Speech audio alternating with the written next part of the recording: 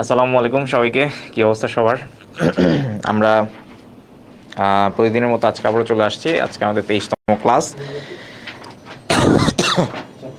আচ্ছা, তো ঝটপট সবাইকে আমরা আর কি একটু মেনশন দিই, সবাইকে নিয়ে আসি, জানিয়ে দিই, এবং আমরা যারা যুক্ত হয়েছি তারা ক্লাসটা শেয়ারও করে দিতে পারি। আচ্ছা,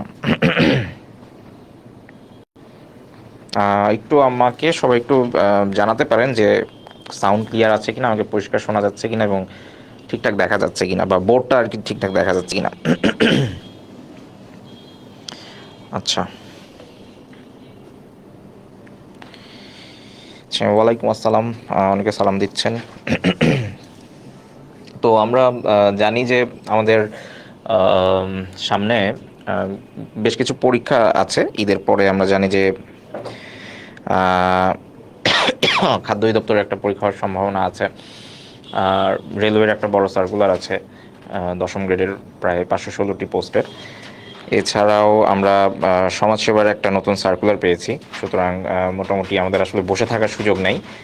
সামনে ঈদ, কিংবা এই যে ইউরো ফুটবল শুরু হইতেছে 21 তারিখ থেকে, কিংবা আমাদের যে T20 বিশ্বকাপ চলতেছে, নানান আয়োজন চলতেছে চারপাশে, এগুলো সব কিছুই আমাদের সাইডে রেখে কিন্তু পড়াশোনা করতে হবে। তো যাই হোক, আমরা উম, শুরু করে দিই আমাদের ক্লাসটা। আচ্ছা, ঠিক আছে, ওকে। তো দেখেন, আমাদের প্রথম যে প্রশ্ন, সেটা হচ্ছে যে অসমাপ্ত আত্মজীবনীতে বঙ্গবন্ধুর আত্মজীবনী লেখার সময়কাল লিখুন। আচ্ছা, এটা জনপ্রশাসন মন্ত্রণালয়ের একটা প্রশ্ন, বেশ কিছুদিন আগে আসছে। উম, তো বেশ কিছুদিন আগে আসা এই প্রশ্নটা, এটা আর কি ইয়া ছিল।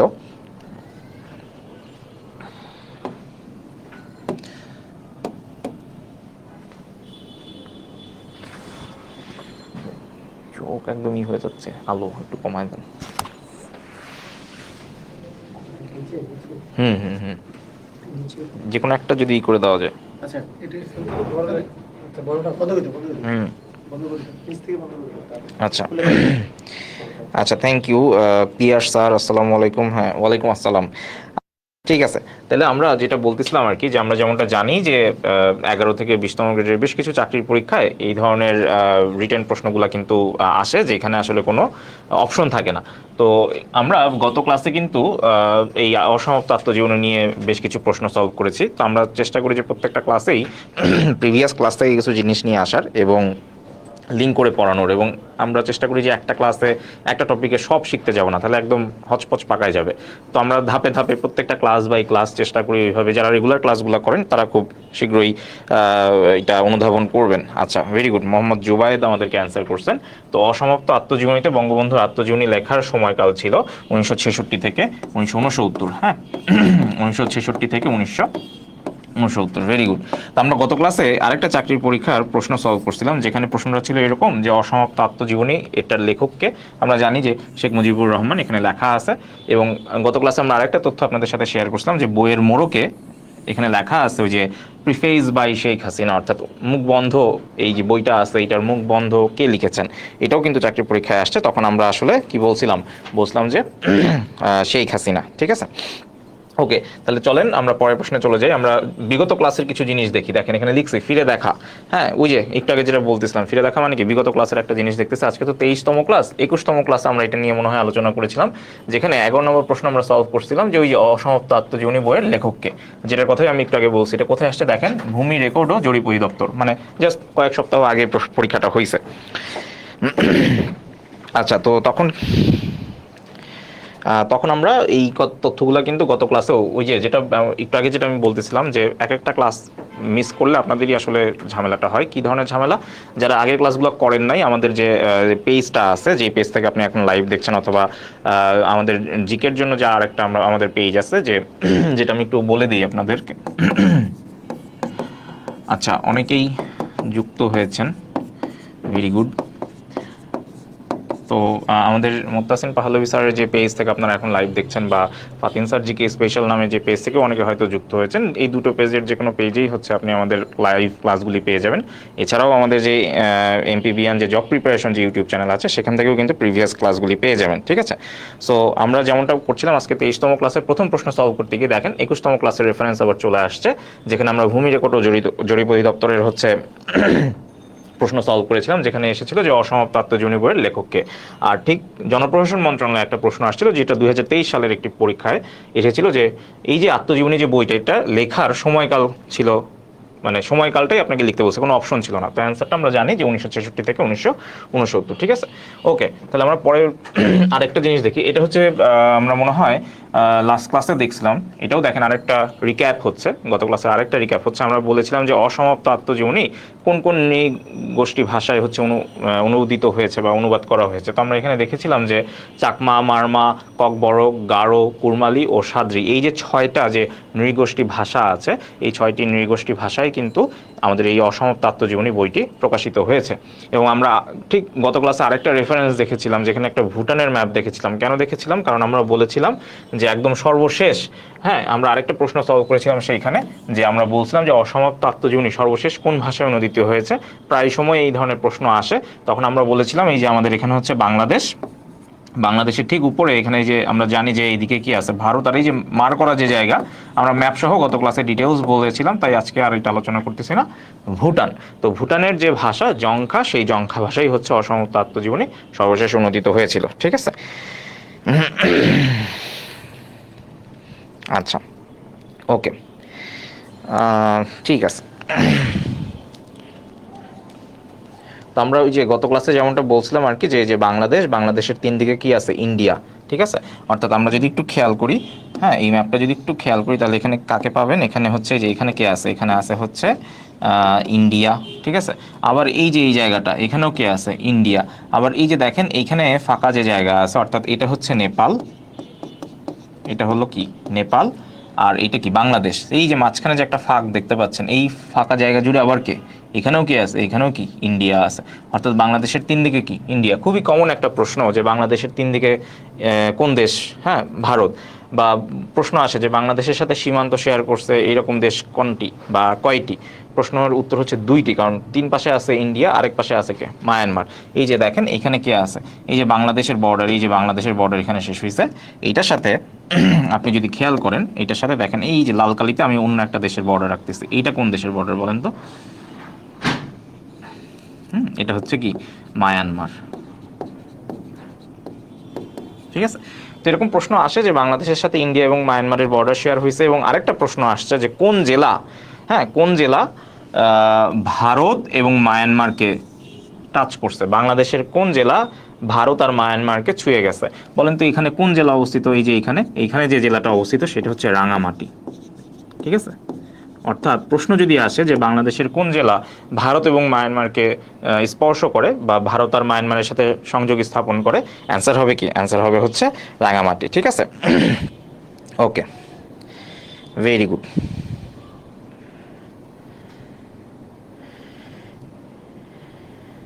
আচ্ছা, অনেকে জংখা অ্যান্সার করছেন। আচ্ছা, জংখা এটা মনে হয় আগের ইয়াটা। ওকে, ঠিক আছে, ভেরি গুড। বাংলাদেশের সীমান্তবর্তী 2টি দেশ ভারত, মায়ানমার। Very good. আচ্ছা, অনেকে অ্যান্সার করতেছেন, ভেরি গুড। কামরুজ্জামান অ্যান্সার করছেন, ভেরি গুড। ঠিক আছে, হ্যাঁ, ওয়ালাইকুম আসসালাম। সাগর, আচ্ছা, মোহাম্মদ বিশাল সাগর। ঠিক আছে, আমরা এই ম্যাপ থেকে অনেক কিছু কিন্তু জানলাম। ঠিক আছে, অনেক কিছু জানলাম। তো মোটামুটি এই আমরা পরের তাহলে প্রশ্নটা দেখি, পরের প্রশ্ন কি আছে। আচ্ছা, দেখেন, সমাজসেবা অধিদপ্তরে সার্কুলার হয়েছে, সমাজসেবা অধিদপ্তরের সার্কুলার, সেখানে একটা প্রশ্ন আসছিল 2022 সালে, যে বাংলাদেশের সংবিধান এই পর্যন্ত কতবার সংশোধন করা হয়েছে। তো আমরা জানি যে 2018 সালে লাস্ট সংশোধন করা হয়। তো সমাজসেবার ওই একই বছরে আরও কয়েকটা প্রশ্ন আসছিল। আরেকটা প্রশ্ন আসছিল এরকম যে মোট অনুচ্ছেদ কয়টা, অর্থাৎ এই যে সংবিধানের, হ্যাঁ, প্রশ্ন আরেকটা প্রশ্ন আসছিল যে সংবিধানের মোট অনুচ্ছেদ কতটি, মোট অনুচ্ছেদ কতটি। ঠিক আছে, আচ্ছা, আচ্ছা, অরুণ সরকার বলছে, ভেরি গুড। আচ্ছা, আচ্ছা, ঠিক আছে। আচ্ছা, ওকে, তাহলে বাংলাদেশের সংবিধান এই পর্যন্ত কতবার সংশোধন করা হয়েছে? এই পর্যন্ত সংশোধন করা হয়েছে 17বার। সমাজসেবা অধিদপ্তরে আরেকটা যে প্রশ্ন আসছে যে মোট অনুচ্ছেদ, বাংলাদেশ সংবিধানের মোট অনুচ্ছেদ কতটি? মোট অনুচ্ছেদ হচ্ছে 153টি। এটা আমরা মোটামুটি সবাই জানি, তাই না? বলেন তো ভাগ কতটি? বাংলাদেশের সংবিধানের মোট ভাগ কতটি? বাংলাদেশের সংবিধানের মোট ভাগ, বলেন মোট ভাগ কতটি? কতটি ভাগ আছে? হ্যাঁ, থ্যাংক ইউ মানিক রতন ক্লাসটা শেয়ার করার জন্য, থ্যাংক ইউ। আচ্ছা, হ্যাঁ, ভেরি গুড। যারা আজকে ক্লাস করতেছেন, নতুন পুরাতন যারা আছেন, তারা ক্লাসটা নিজেদের ওয়ালেও শেয়ার করে রাখতে পারেন। তাহলে ওই যে অনেকেই পুরাতন ক্লাস খুঁজেন, তো ক্লাস আর খুঁজতে হবে না, আপনাদের নিজেদের শেয়ার ওয়ালে থেকে যেতে পারে। আর আরেকটা ব্যাপার হচ্ছে যে আপনাদের ক্লাসগুলো শেয়ার করলে নতুন মানুষ যারা আছে ওদেরও উপকার হবে, ওরাও দেখতে পারবে। Very good. একজন 12টা বলছে, বাট মোট ভাগ হচ্ছে কতটি? 11টি। ঠিক আছে, মোট ভাগ হচ্ছে 11টি। মানে অনেকটা এরকম যে অধ্যায় হচ্ছে 11টা, সেই অধ্যায়ের মধ্যে আবার সাব অধ্যায় অর্থাৎ ছোট গল্প এরকম আছে 153টা এরকম। ঠিক আছে, বলেন তো প্রস্তাবনা কয়টি? বাংলাদেশের সংবিধানে প্রস্তাবনা কয়টি? বলেন প্রস্তাবনা কতটি? বাংলাদেশের সংবিধানে প্রস্তাবনা কতটি?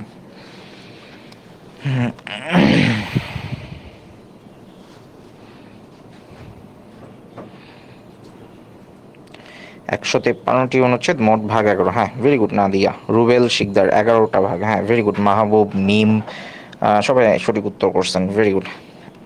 আচ্ছা, থ্যাংক ইউ ক্লাস শেয়ার করার জন্য জারিন। ওকে, হ্যাঁ, রাফিয়া আমাদের সাথে যুক্ত হয়েছে, ভেরি গুড। ঠিক আছে, আচ্ছা, মানিক রতন, ওকে। প্রস্তাবনা কয়টি? রুবেল শিকদার বলছেন একটি, ভেরি গুড। প্রস্তাবনা হচ্ছে একটি, অস্থির। প্রস্তাবনা একটি, জোস। তফসিল কয়টা বলেন তো? তফসিল কয়টা? তফসিল কয়টা বলেন তো? তফসিল হচ্ছে আমরা জানি 7টা তফসিল। ঠিক আছে, 7টা তফসিল। ঠিক আছে, আচ্ছা।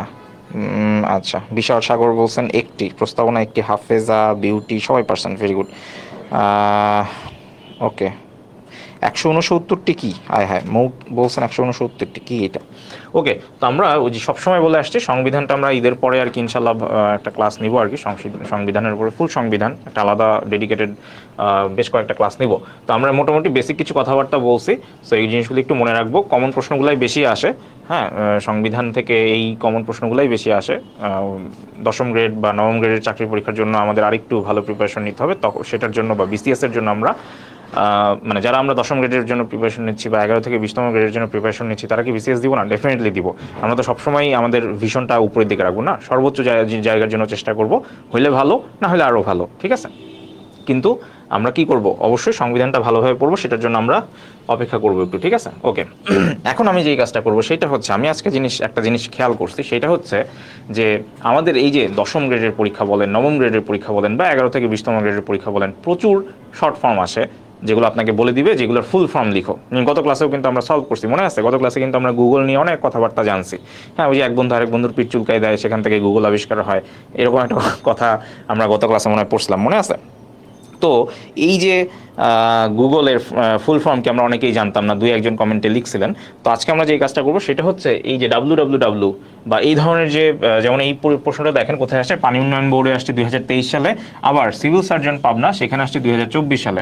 অর্থাৎ এই জিনিসগুলো আপনার জীবন থেকে কখনোই ছুটবে না, মানে আপনি এদেরকে দূরে সরাইতেও চাইলে ওইরা বারবার আপনার কাছে চলে আসবে।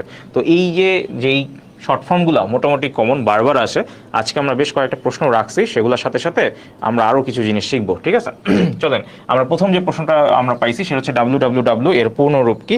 এটা অলরেডি আমরা আগে একটা ক্লাসে করছি এবং অলরেডি আপনারা এটা সলভও করে ফেলছেন, ভেরি গুড। অনেক কমেন্ট চলে আসছে অলরেডি। World wide web. ঠিক আছে, এবং এই প্রশ্নটা শুধু হচ্ছে চাকরির পরীক্ষাতে আসে তা না, বিশ্ববিদ্যালয় ভর্তি পরীক্ষার প্রশ্নগুলো যদি আপনি ঘাটেন, কারণ সমসাময়িক অনেক বিষয় কিন্তু ওখানে আসে যেগুলো চাকরির পরীক্ষাতেও কি রিপিট হয়, সো সেখানেও আপনি দেখবেন এই প্রশ্নটা হাজারবার আসছে। আমরা যদি এরপরের প্রশ্নটাতে যাই, এইটাও প্রশ্ন, এই প্রশ্নটাও আসছে, রিপিট হয়েছে যে www এর প্রতিষ্ঠাতাকে, অর্থাৎ এই যে ওয়ার্ল্ড ওয়াইড ওয়েব এইটার প্রতিষ্ঠাতাকে। ঠিক আছে, আচ্ছা, অনেকেই অ্যান্সার করছেন, ভেরি গুড।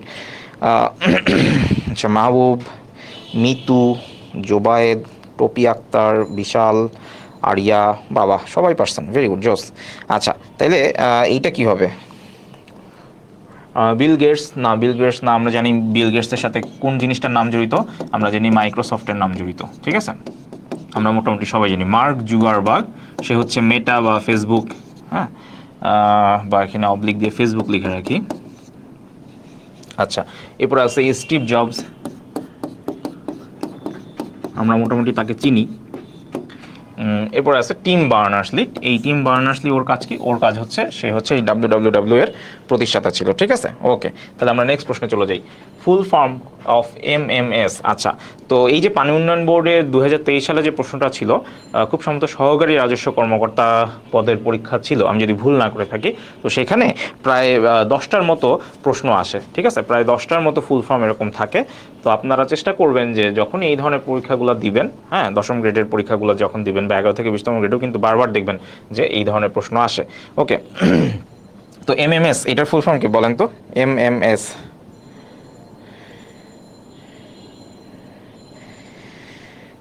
হ্যাঁ, প্রসেনজিৎ অধিকারী বলছেন যে আমার সমস্যা সাধারণ জ্ঞানে, গণিত, সাধারণ জ্ঞানে তার আসলেই সমস্যা, কারণ সাধারণ জ্ঞানে ওই সাধারণ জানে হয়ে গেছে বানান। আচ্ছা, যাই হোক, সমস্যা নাই, আপনি ক্লাসগুলো করেন। আপনি বলছেন যে ক্লাসগুলো করলে কি সমস্যা কাটাতে পারবো কিনা, আই হোপ আপনার এই কমেন্টের অ্যান্সার এখানেই লোকজন দিয়ে দিবে। হ্যাঁ, আপনি আসলেই সমস্যা কাটায় উঠতে পারবেন, ঠিক আছে। ওকে, এই আপনারা অ্যান্সার দেন। আপনারা না ওই যে ক্লাসে মারামারি করেন, একজন আরেকজনকে ইয়া করেন, রিপ্লাই দেন। যা সেদিন কে জানি একটা কমেন্ট করছে যে আমার বাড়ি ওইখানে, একদম কে জানি আরও লোকজন চলে আসছে, এই আমিও এখানে, আমিও এখানে। তো এরকম করেন। এই যে আমাদের প্রসেনজিৎ অধিকারী, সে হচ্ছে খুব কনফিডেন্সের অভাব, আপনারা তাকে একটু ইয়া করেন, কনফিডেন্স দেন আর কি, যে সে কি পারবে। হুম, মাঝখানে একটা ভিডিও খুব ভাইরাল হয়েছিল যে আমি কি পারবো বা আপনি কি পারবেন, হ্যাঁ, যে আমার মনের মানুষকে আমার কাছে ফিরিয়ে আনতে, বা এই ধরনের খুব মানে ফানি, আবার একটু কেমন জানি উদ্ভট বেশ কিছু ভিডিও ভাইরাল হয়েছিল মাঝখানে। মানুষের কাছে যায় যায় জিজ্ঞেস করে আপনি কি পারবেন, আপনি কি পারবেন। তো এইরকম একটা অবস্থা আর কি। আচ্ছা, যাই হোক, তো অনেক ধরনের অ্যান্সার পাচ্ছি এমএমএস এর, ভালোই লাগতেছে। হ্যাঁ, একজন লিখছে শর্ট মেসেজ সার্ভিস, এখানে তো এমএমএস আছে, মানে এম এস আছে, এটা কেমনে শর্ট মেসেজ সার্ভিস হইলো? হ্যাঁ, তারপরে okay, multiple message service, Farzana Yasmin বলছেন মাল্টিমিডিয়া মেসেজ সার্ভিস, মাল্টিপলই বেশি আসতেছে। আচ্ছা, রাফিয়া বলছেন মিলিপল মাসাজ সিস্টেম, এটা আবার কি? আচ্ছা, ঠিক আছে, অনেক রকমের অ্যান্সার পাচ্ছি। এস, আচ্ছা, আচ্ছা, মাল্টিপল নয়, হ্যাঁ, কেন জানি সবাই মাল্টিপল লিখছেন, আমি একটু হিন্টস দেই। এটা হচ্ছে মাল্টিমিডিয়া দিয়ে কিছু একটা, ঠিক আছে। এইবার একটু দেখি তো কি অবস্থা আপনাদের। আমি আচ্ছা বেটার লিখেই দিই, তাই না? তাহলে কি হবে বলেন তো? এম দিয়ে হচ্ছে মাল্টিমিডিয়া।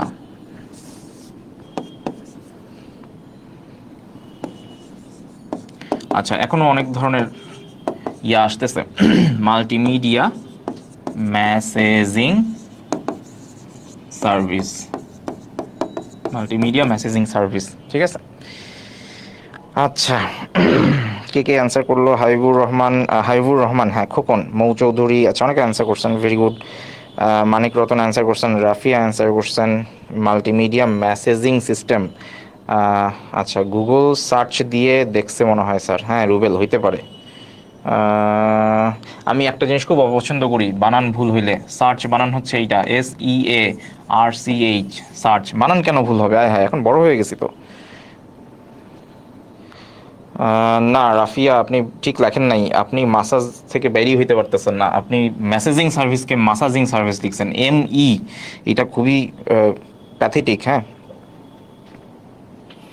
আচ্ছা, সাদা বোর্ডের ব্যাপারটা কি? সাদা বোর্ড থাকলে হয় কি, অনেকক্ষণ সাদা জিনিসের দিকে তাকায় থাকতে থাকতে না চোখে একটা ইয়া হয়। এইটা আমরা আসলে অবশ্যই ব্যাপারটা সাইন্টিফিক দেখি আমরা কালো বোর্ডে রাখি, বাট যখন লিখি তখন সাদা রাখি, হলুদ এগুলা ব্যবহার করি। আই হোপ সাদা ক্লাস, মানে সাদা ব্যাকগ্রাউন্ডে ক্লাস করা একটু মানে ডিফিকাল্ট আর কি। হ্যাঁ, হ্যাঁ, শিন ইসলাম সবার আগে অ্যান্সার দিচ্ছেন, ভেরি গুড। ওকে, নেক্সট প্রশ্নে যাই, দেখি কি প্রশ্ন আসে এমএমএস থেকে, আর কি প্রশ্ন আসে। আচ্ছা, এখানে একটা জিনিস আপনারা একটু কনফিউজ হয়ে যেতে পারেন, আমি একটু বলি। সেটা হচ্ছে এই যে পাউবো যেটা লেখা আছে, মানে আমাদের যেটা হয়েছে এইটা পানি উন্নয়ন বোর্ডে আসলে অনেকগুলা ইয়া হয়েছে। হ্যাঁ, পানি উন্নয়ন বোর্ডে অনেক ধরনের পরীক্ষা হয়েছে। তো মানে এমন না যে একটা পরীক্ষায় বারবার এই প্রশ্ন আসছে, পানি উন্নয়ন বোর্ডে 2023 সালে বেশ কিছু পরীক্ষা হয়েছে, তো সেখান থেকে আর এটা পিক করা হয়েছে। তো এবং এটা সম্ভবত একটা বিশ্ববিদ্যালয়েও আসছে। কোন প্রজন্মের মোবাইলে সর্বপ্রথম এমএমএস সার্ভিস চালু হয়? ঠিক আছে, কোন প্রজন্মের মোবাইলে এমএমএস সার্ভিস সর্বপ্রথম চালু হয়? ঠিক আছে, ফোর্থ জেনারেশন। আচ্ছা, এটা হচ্ছে দ্বিতীয় জেনারেশন। হ্যাঁ, এটা একটু পুরোনো দিনের প্রশ্ন, তো এটা একটু আমরা মানে চাইলে মনে রাখতে পারি, না মনে রাখতে পারলেও সমস্যা নেই, কারণ এই ধরনের প্রশ্ন আসার সম্ভাবনা একটু কম, কারণ ফুল ফর্মটাই বেশি আসে। বাট এমএমএস নিয়ে যেহেতু আরেকটা প্রশ্ন আসছে, সো আমি এটা এখানে রাখছি যে কোন প্রজন্মের মোবাইলে সর্বপ্রথম এমএমএস সার্ভিস চালু হয়? দ্বিতীয় প্রজন্ম। ঠিক আছে, আচ্ছা, thank you Shahriar Hossain, very good.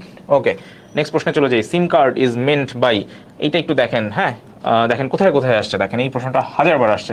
পানি উন্নয়ন বোর্ডে 2024-এ আসছে, 2023-এ আসছে, সড়ক ও জনপথ অধিদপ্তরে আসছে, এরপরে রাজশাহী কৃষি উন্নয়ন ব্যাংকে আসছে, এরপর যদি বিশ্ববিদ্যালয় ধরি তাহলে ঢাকা বিশ্ববিদ্যালয় ডিউনিটে আসছে, জগন্নাথে আসছে, বেগম রোকেয়াতে আসছে। ঠিক আছে, অর্থাৎ এই প্রশ্নটা খুবই কমন।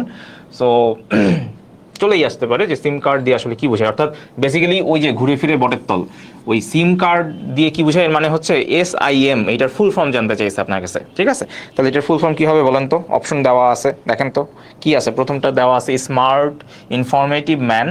হ্যাঁ, মানে খুব স্মার্ট একটা ব্যক্তির কথা বলা হয়েছে। এবার বলা হয়েছে সাবস্ক্রাইবার আইডেন্টিটি মডিউল। এরপরে বলা হয়েছে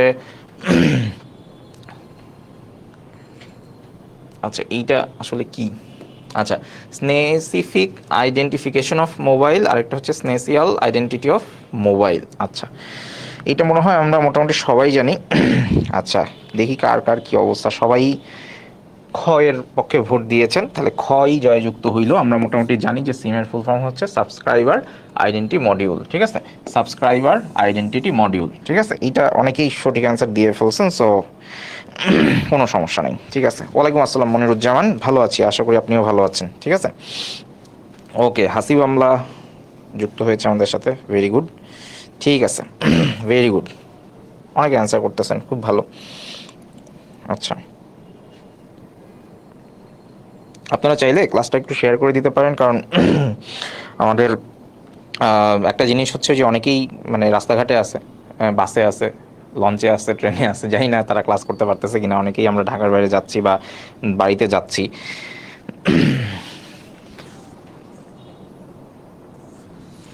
আমরা নিজেরাও আর কি ইনশাল্লাহ খুব শীঘ্রই নারীর টানে বাড়ি ফিরবো। তো এবং কয়েকদিনের মধ্যেই আমার মনে হয়, টিভি তো আসলে অনেকদিন দেখা হয় না, হয়তো টিভিতে অ্যাডও দেওয়া শুরু হয়ে গেছে, ওই যে স্বপ্ন যাবে বাড়ি, এই টাইপ কিছু একটা।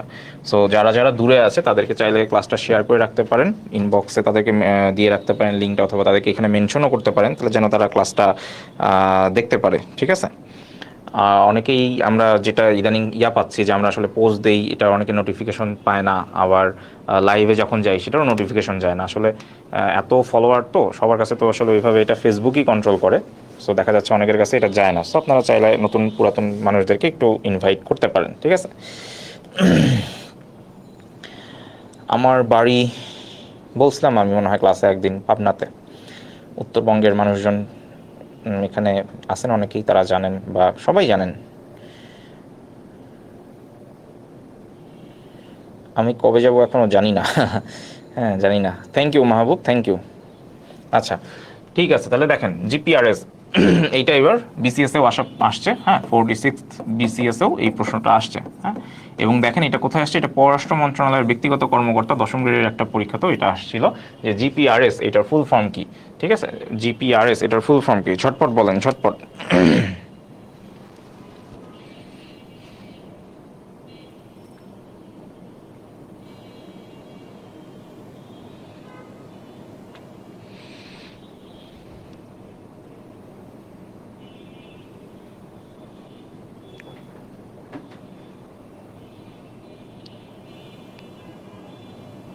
আচ্ছা, মাহবুব বলছেন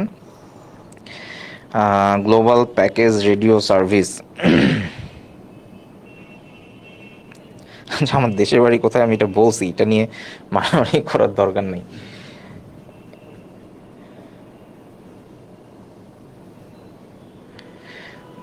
আচ্ছা, এটার অ্যান্সার বলেন, ঝটপট বলেন অ্যান্সার। এটার অ্যান্সার কোথায় আমাকে জিজ্ঞেস করে, স্যার আপনার দেশের বাড়ি কোথায়? আমি বলতেছি এইটার অ্যান্সার কোথায়, কতক্ষণ ধরে জিজ্ঞেস করতেছে। জিপিআরএস এটার ফুল ফর্ম কি? ঝটপট বলেন, এ বি সি ডি। একটা হচ্ছে জেনারেল প্যাকেট রেডিও সার্ভিসেস, একটা হচ্ছে global packet radio services, general package radio services, আর একটা হচ্ছে global package radio services. Sorry, এটা এবার কিন্তু কি বললাম, কততম বিসিএস এ আসছে জাস্ট কিছুদিন আগে। হ্যাঁ, কিছুদিন আগে যেটা হচ্ছে আমাদের আসছিল পরীক্ষায়, জিপিআরএস, এটার ফুল ফর্ম কি? আচ্ছা, অনেকে গ্লোবাল বলতেছেন, এটা কি গ্লোবাল? আচ্ছা, ম্যাক্সিমাম বলতেছেন গ্লোবাল। জিপিআরএস এর ফুল ফর্ম গ্লোবাল প্যাকেজ, একজন বলছেন গ্লোবাল প্যাকেজ রেডিও সার্ভিসেস। আমি এখনো সঠিক উত্তর পাই নাই কারো কাছ থেকে। আর একটু চেক করি।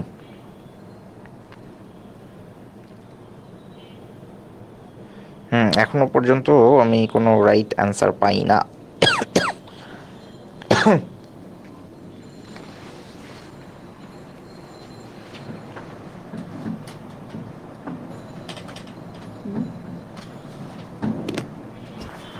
ঠিক আছে না? মানে আমি কনফিউশনে পড়ে যাচ্ছি আপনাদের অ্যান্সার দেখে। সবাই যেভাবে গ্লোবাল প্যাকেট বলতেছেন, এটার অ্যান্সার হচ্ছে কি জেনারেল প্যাকেট রেডিও সার্ভিসেস। ঠিক আছে, যেটা আমি আপনাদেরকে বললাম, যেটা কিন্তু ইয়াতেও আসছে, general packet radio service 46 BCS আসা প্রশ্ন। কেন জানি এটা সবাই ভুল করছেন। মোহাম্মদ জুবাইদ এখন ঠিকমতো পারছেন, আবরার রাফি পারছেন, ভেরি গুড। দীপু সরকার ভুল করছেন, মানসুরা ভুল করছেন, শাহরিয়ার ভুল করছেন। এখন অনেকে ডিলিট করে দিচ্ছেন অ্যান্সার। জহিরুল ইসলাম ঠিকঠাক বলছেন, ভেরি গুড জহিরুল ইসলাম। আমরা অনেক নতুন মানুষকে এখানে দেখতে পাচ্ছি। ঠিক আছে, নাসির চেষ্টা করেছেন, হয় নাই। ব্যাপার না, মাহবুব হোসেন ভুল করতেই এখানে আসছেন। ওকে, ঠিক আছে। ওকে, হ্যাঁ জহিরুল ইসলাম, আপনি আপনার নাম পড়েছে, আপনি সঠিক উত্তর দিয়েছেন।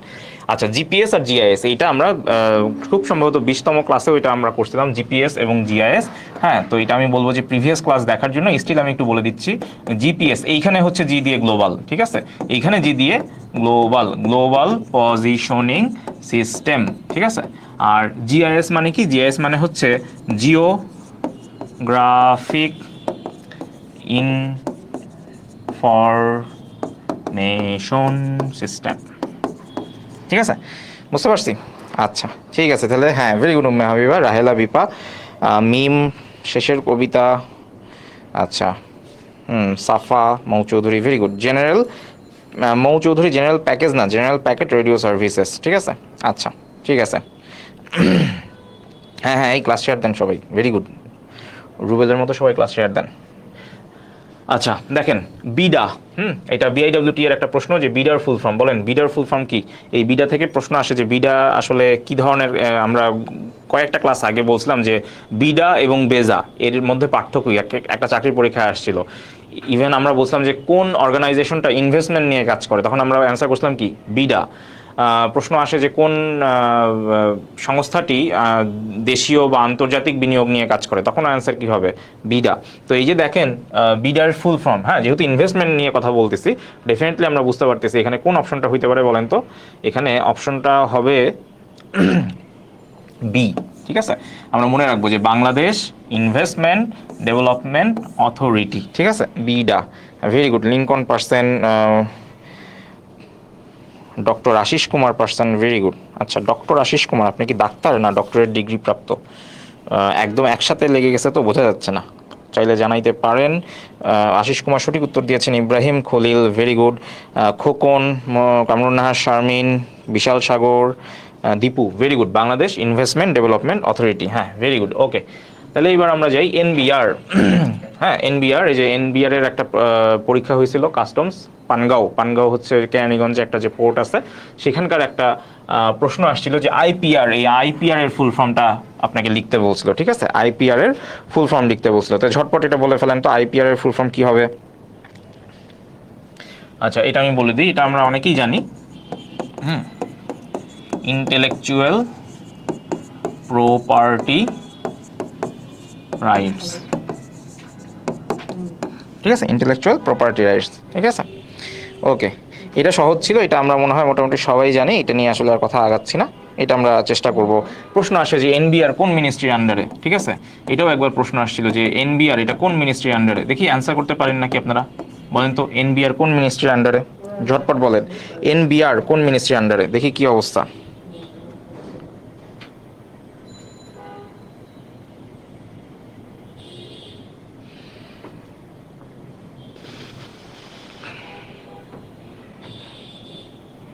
National board of revenue, NBR, এটা কোন মিনিস্ট্রি আন্ডারে বলেন?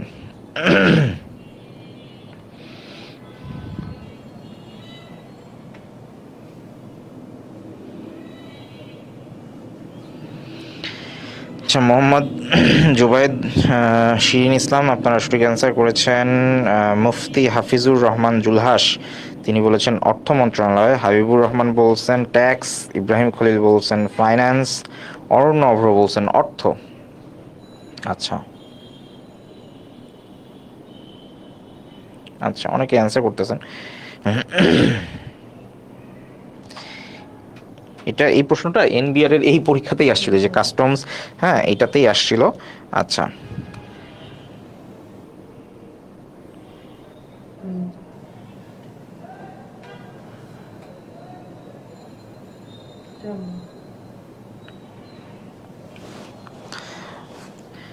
মুফতি হাফিজুর রহমান জুলহাস, তিনি সঠিক উত্তর দিয়েছেন। অরণ্য অভ্র সঠিক উত্তর দিয়েছেন। মোহাম্মদ বিশাল সাগর, তিনিও সঠিক উত্তর দিয়েছেন। এটা হচ্ছে অর্থ মন্ত্রণালয়ের আন্ডারে একটা সংবিধিবদ্ধ কর্তৃপক্ষ বলতে পারেন, ঠিক আছে। এবং বাংলাদেশের যে কর আইন নিয়ে তারা কাজ করে, ঠিক আছে। হ্যাঁ, শিরিন ইসলাম সঠিক অ্যান্সার দিয়েছেন, রুবেল শিকদার সঠিক অ্যান্সার দিয়েছেন, ভেরি গুড।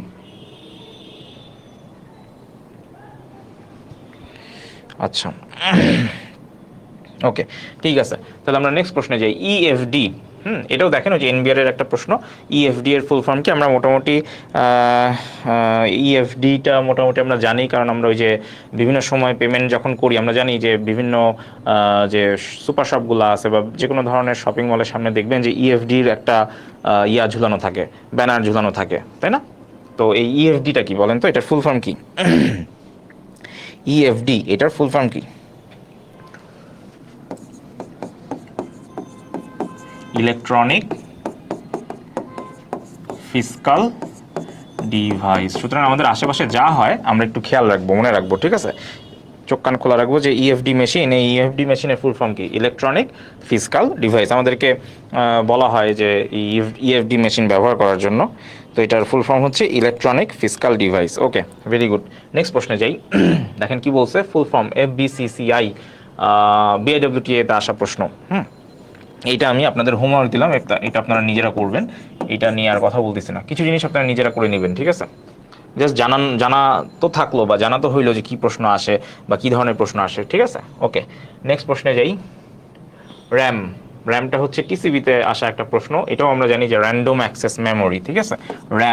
র্যামটা কি? র্যামটা হচ্ছে আমরা মোটামুটি সবাই জানি, খুবই কমন একটা প্রশ্ন, র্যান্ডম অ্যাক্সেস মেমোরি।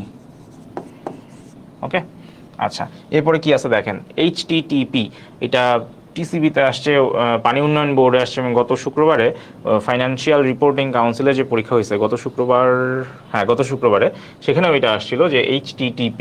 এটা আমি বিগত ক্লাসগুলোতেও করছি, সো এটা আপনাদের হোমওয়ার্ক, এটা আপনারা নিজেরা দেখে নেবেন, ঠিক আছে। এগুলো আশা করি আপনারা পারবেন। আচ্ছা, লিঙ্কন সুশীল বলছেন federation of Bangladesh chambers of commerce and industry. হ্যাঁ, ভেরি গুড। ওকে, নেক্সট প্রশ্ন, ফুল ফর্ম অফ আসিয়ান। এটা PSCর বেশ কিছু পরীক্ষায় আসছে এবং TCBতে আসছে। আসিয়ান, এটার ফুল ফর্ম কি? ASEAN, এটার ফুল ফর্ম কি বলেন? আচ্ছা, ডক্টর আশিস সঠিক উত্তর করেছেন, ভেরি গুড।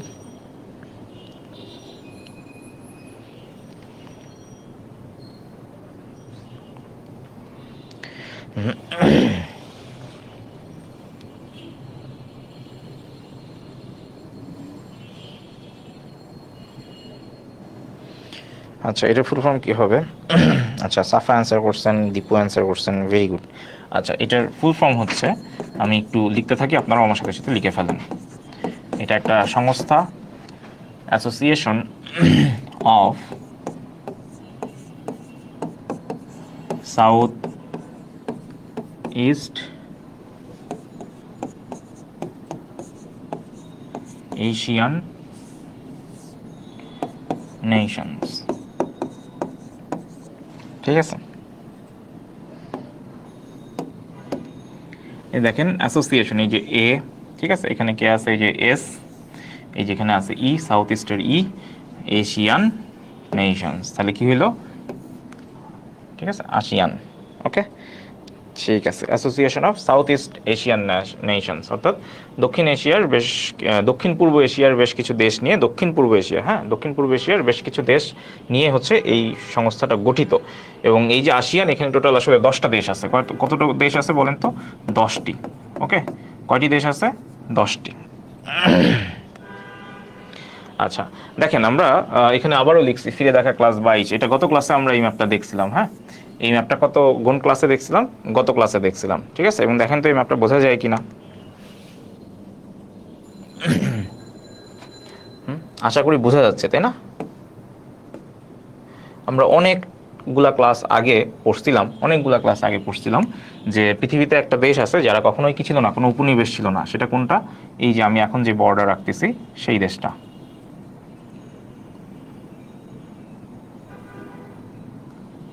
মনে আছে? থাইল্যান্ড। আমরা বলছিলাম যে থাইল্যান্ডের কি কোনো উপনিবেশ নাই। ঠিক আছে, থাইল্যান্ডের কোনো উপনিবেশ নাই, মনে আছে?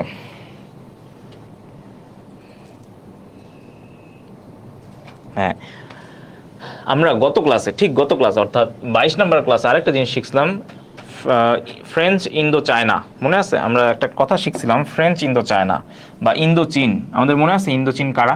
দেখেন তো মনে আছে কিনা ইন্দো চীন কারা। আমরা বলছিলাম গত ক্লাসে যে ইন্দো চায়না কান্ট্রি হচ্ছে 3টা। আমরা বলছিলাম 3টা দেশ, একটা হচ্ছে কি লাওস, একটা কি কম্বোডিয়া, আর একটা কি ভিয়েতনাম। ঠিক আছে, অর্থাৎ আমি যদি ইয়া করি এই পুরা পুরা ইন্দো চায়না বা ফ্রেঞ্চ ইন্দো চায়না, এটা যদি একটু মার্ক করি, ফ্রেঞ্চ কেন বলতেছি? কারণ এই 3টা দেশ একটা সময় ফ্রান্সের উপনিবেশ ছিল। অর্থাৎ আমি যদি পুরা মানচিত্র আঁকি, পুরা মানচিত্রটা যদি আঁকি, তাহলে দেখেন জিনিসটা এরকম হবে। বুঝা যাচ্ছে? লাল কালিতে যে ডিমার্কেশনটা দিলাম।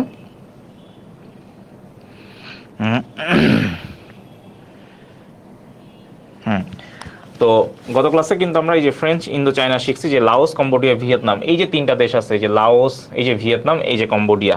ঠিক আছে, তো এই যে 3টা দেশ, এই 3টা দেশ কারা বলেন তো? হ্যাঁ, কাদের কথা বললাম? এই যে এখানে আছে কে? এই যে এখানে আছে হচ্ছে লাওস, এখানে আছে কে কম্বোডিয়া, এখানে আছে কে ভিয়েতনাম। এই 3টা দেশকে আমরা গত ক্লাসে কি শিখছি? French Indo China. কারণ এই 3টা দেশকে কেন ফ্রেঞ্চ ইন্দো চায়না বলে? কারণ এই 3টা দেশ একটা সময় কি ফ্রান্সের অধীনে অধীনে ছিল, এবং এটা ইন্দোনেশিয়ার চায়নার ঠিক মাঝখানে, ওই হিসাবে ফ্রেঞ্চ ইন্দো চায়না এরকম একটা নাম হয়েছিল। ঠিক আছে, আচ্ছা আচ্ছা, আনন্দ সরকার, হ্যালো, কি অবস্থা? শিরিন ইসলাম বলছেন এলসিভি। হ্যাঁ, আচ্ছা, ভিএলসিও বলতে পারেন। কেন ভিএলসি বলতে পারেন? আমরা অনেকেই ওই যে একটা মিডিয়া প্লেয়ার চালাই, ভিএলসি মিডিয়া প্লেয়ার, তাই না?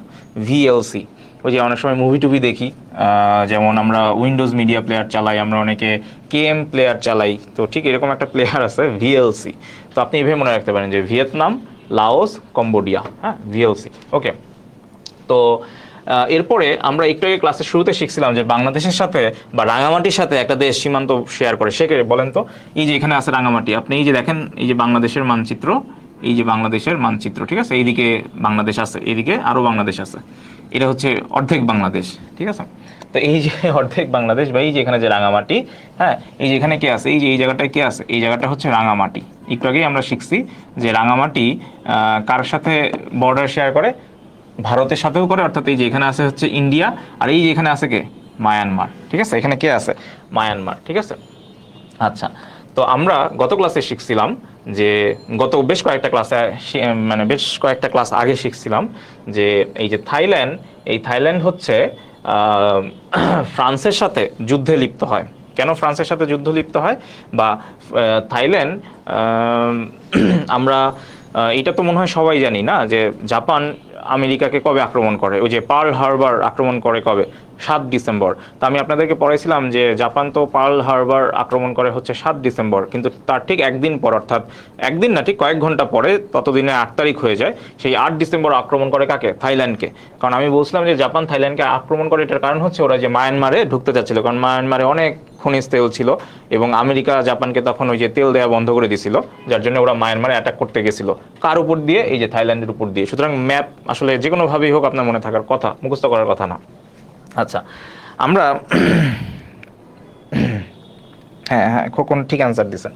আচ্ছা, আমরা বেশ কয়েকটা ক্লাস আগে দেখছিলাম এই যে কাদামাটি কালারের যে জায়গা, এই পুরোটা কি, এই পুরোটা হচ্ছে কি, এগুলো সব কি ইন্দোনেশিয়া। এটা আমি গত ক্লাসেও দেখাইছিলাম, এই পুরোটাই হচ্ছে কি ইন্দোনেশিয়া, যেটা একটা সময় কাদের অধীনে ছিল, এটা একটা সময় হচ্ছে ডাচদের অধীনে ছিল। কাদের অধীনে ছিল? ডাচদের অধীনে ছিল, ঠিক আছে, অর্থাৎ নেদারল্যান্ডসের উপনিবেশ ছিল। আচ্ছা, এবং এইখানে আপনি দেখেন এই যে সবুজ কালিতে যাদেরকে আপনি দেখতে পাচ্ছেন, এটা আমি গত ক্লাসেও আপনাদেরকে দেখাইছিলাম। হ্যাঁ, গত ক্লাসেও আমি আপনাদেরকে দেখাইছি। এই যে এইখানে থাইল্যান্ডের ঠিক নিচে এই যে বেগুনি কালার, আবার এই যে এইখানে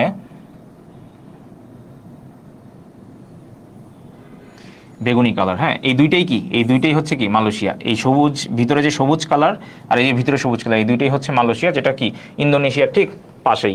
একটা জায়গায় তো ইন্দোনেশিয়ার সাথেই বর্ডার শেয়ার করছে, আর একটা হচ্ছে কি ইন্দোনেশিয়া ঠিক উপরে। এবং এই যে পুরাটা ইন্দোনেশিয়া, এই যে পুরাটা কি ইন্দোনেশিয়া, কাদামাটি কালার পুরাটা ইন্দোনেশিয়া। এবং এখানে ছোট্ট করে আরেকটা দেশ আছে, সেটা হচ্ছে ব্রুনাই। এখানে ছোট্ট করে আরেকটা দেশ আছে, এই যে এখানে ছোট্ট করে আরেকটা দেশ আছে, যেটার নাম কি, যেটার নাম হচ্ছে ব্রুনাই। আর এই ইন্দোনেশিয়া, মালয়েশিয়া, ব্রুনাই, এই যে তিনটা মিলে যে একটা দ্বীপ তৈরি করছে, এই দ্বীপটাকে আমরা বলি হচ্ছে বর্ন বর্নিও আইল্যান্ড। ঠিক আছে, কোনটা বলেন তো? এই যে পুরা এই জায়গাটা, এই যে পুরা, যে আমি এখন গোল্লা যে করে দিলাম, এই পুরা যে দ্বীপটা, এটা একটা আইল্যান্ড। বলেন তো তাহলে এই আইল্যান্ড, যেটার নাম হচ্ছে বর্নেও আইল্যান্ড, এই বর্নেও আইল্যান্ডে কোন তিনটা দেশ আছে? ইন্দোনেশিয়া আছে, মালয়েশিয়া আছে, আর একটা কে, ব্রুনাই আছে। এটাও কিন্তু চাকরির পরীক্ষায় আসা প্রশ্ন, যে এমন একটা দেশে মানে এমন একটা আইল্যান্ডের নাম আপনার কাছে জানতে চাইছে যেখানে আসলে কি তিনটা দেশ অবস্থান করে, অর্থাৎ ইন্দোনেশিয়া আছে, মালয়েশিয়া আছে, ব্রুনাই আছে। আপনাকে দ্বীপের নামটা জিজ্ঞেস করছিল, ওইটা হচ্ছে বর্নিও আইল্যান্ড। ঠিক আছে, ওকে।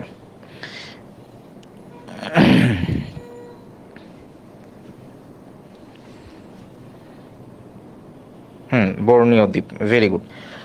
আচ্ছা, তার ঠিক উপরে কে আছে দেখেন তো? আমরা গত ক্লাসেও পড়ছিলাম এই যে এখানে আছে ফিলিপাইন, এবং এখানে আমরা পড়ছিলাম যে এখানে একটা দ্বীপপুঞ্জ আছে, ফিলিপাইন দ্বীপপুঞ্জ। এবং আমরা আরেকটা দ্বীপপুঞ্জের নাম শিখছি, যে মিন্দানাও দ্বীপপুঞ্জ। ঠিক আছে, সরি মিন্দানাও না, ম্যানিলা দ্বীপপুঞ্জ। ম্যানিলা। তো পরীক্ষায় প্রশ্ন আসে যে ম্যানিলা দ্বীপপুঞ্জ, তারপরে হচ্ছে যেটা জড়াই গেছে লেখাটা, ম্যানিলা আইল্যান্ড। ওকে, তো আমরা গত কয়েকটা ক্লাস আগে শিখছিলাম যে এই যে বেগুনি কালারে, মানে প্রায় অলমোস্ট বেগুনি কালারের যে জায়গাটা, এই পুরো জায়গাটা হচ্ছে ফিলিপাইন। এবং আমরা এখানে শিখছিলাম ফিলিপাইনে যে ম্যানিলা দ্বীপপুঞ্জ আছে বা ফিলিপাইন দ্বীপপুঞ্জ আছে, এই প্রশ্ন, এই দ্বীপপুঞ্জগুলো নিয়েও কিন্তু প্রশ্ন আসে। ঠিক আছে, ওকে।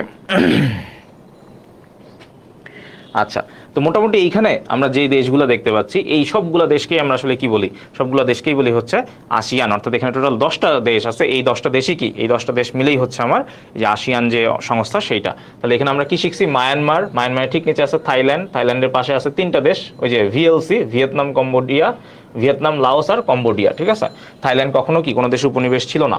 আর এই মায়ানমার হচ্ছে বাংলাদেশের সাথে সীমান্ত শেয়ার করে। আরও স্পেসিফিকলি যদি বলতে চাই, তাহলে রাঙামাটি জেলার সাথে হচ্ছে ওই রাঙামাটি কি মায়ানমার কি করে, সীমান্ত শেয়ার করে।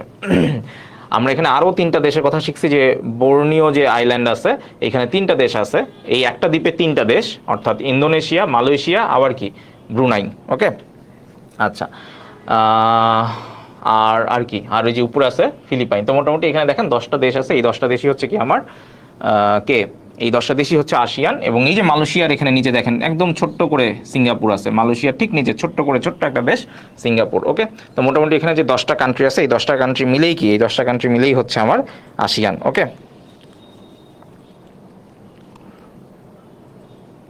আচ্ছা, আমাদের ওই যে এমপিবিএন জব প্রিপারেশন আছে না, ওখানে সবগুলো ক্লাস একসাথে পাবেন। ঠিক আছে, তাহলে যারা প্রিভিয়াস ক্লাসগুলো করে আসছেন, বা আপনি যদি কোনো ক্লাস না করে থাকেন, ইউটিউবে গিয়ে যদি আমার প্রথম ক্লাসগুলো থেকে দেখা শুরু করেন, দেখবেন এই সেম ম্যাপটাই আমি এর আগে একদিন আলোচনা করছি। কেন ওই ম্যাপটাই আবার নিয়ে এসেছি? কারণ যারা রেগুলার ক্লাস করে তাদের মাথায় এটা মোটামুটি সেট হয়ে গেছে, এখন এটা এই ম্যাপের রেফারেন্স ধরে কথা বলতে আমার জন্য অনেক সুবিধা হয়। ঠিক আছে, এবং আমরা বলছিলাম যে গতকালকেই বলছিলাম যে এই যে দেখেন এইখানে কাদামাটি কালার নাই, কারণ কি, এটা হচ্ছে পূর্ব তিমুর, এটার ইন্দোনেশিয়া না। অর্থাৎ এমন একটা দ্বীপ আছে যে এখানে ইন্দোনেশিয়াও আছে, আবার কি পূর্ব তিমুরও আছে। আবার যে এই যে দেখেন এইখানে হঠাৎ করে কাদামাটি কালারের পোর্শনটা শেষ হয়ে গেছে, পাশে দেখেন অন্য একটা কালার। তো এই যে অন্য একটা কালার, অর্থাৎ এই যে অংশটুকু তাহলে এইটা কোন দেশ, এটা কোন দেশের অংশ, এটাও আমি গতকাল বলছিলাম, এটা হচ্ছে পাপুয়া নিউগিনি। ঠিক আছে, পাপুয়া নিউগিনি। যাই হোক, তো মোটামুটি আপনি একটা ক্লাসে বা একটা ম্যাপে মোটামুটি অনেকগুলো প্রশ্নের আনসার করে ফেলতে পারবেন। ওকে। এবং এই যে দেখেন, আপনি প্রশ্ন করতে পারেন মালয়েশিয়ার ঠিক নিচে সিঙ্গাপুর এরকম কেন? কারণ এই মালয়েশিয়া আর সিঙ্গাপুর পুরোটা একটা সময় কারো উপনিবেশ ছিল, ব্রিটিশদের উপনিবেশ ছিল। আমি যদি আপনাকে ম্যাপ দেখাই, আপনি খুব ভালো করে মনে রাখতে পারবেন। এই যে দেখেন, এই যে এইটুকু হচ্ছে সিঙ্গাপুর, এই যে এইটুকু হচ্ছে, আমি যতটুকু মার্ক করছি এইটুকুই হচ্ছে কি সিঙ্গাপুর। হ্যাঁ, এইটুকুই হচ্ছে সিঙ্গাপুর, উপরে যা আছে পুরোটাই কি মালয়েশিয়া। এই হলুদ অংশে যা আছে পুরোটাই মালয়েশিয়া, বাট এটাকে কি বলা হচ্ছে? British Malaysia. অর্থাৎ মালয়েশিয়া এবং সিঙ্গাপুর এরা একসাথে কার উপনিবেশ ছিল? এই যে ব্রিটিশদের উপনিবেশ ছিল।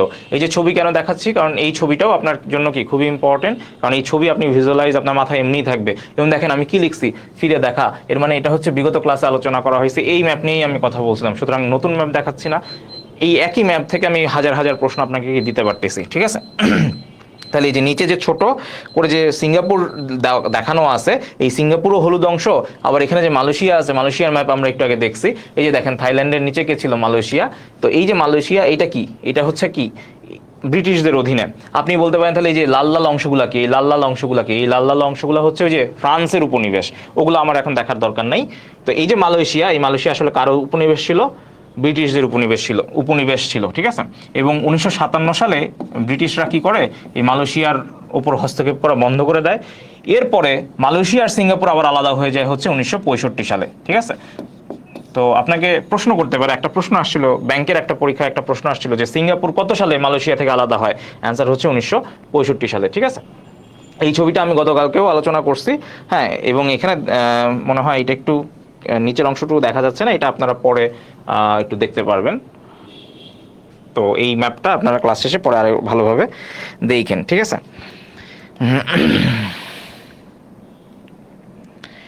ওয়ালাইকুম আসসালাম। আরোহী আজকে অনেক লেট করে আসছেন, সমস্যা নেই। ঠিক আছে। ওকে, তাহলে চলেন আমরা এই যে এতক্ষণ ধরে যতগুলো কথা বললাম, সব কথাগুলো আমরা এবার প্রশ্ন দিয়ে সলভ করে ফেলবো। আপনারা অ্যান্সার করবেন, ঝটপট আপনারা অ্যান্সার করবেন। দেখেন ক্লাসেই পড়া হয়ে যাবে।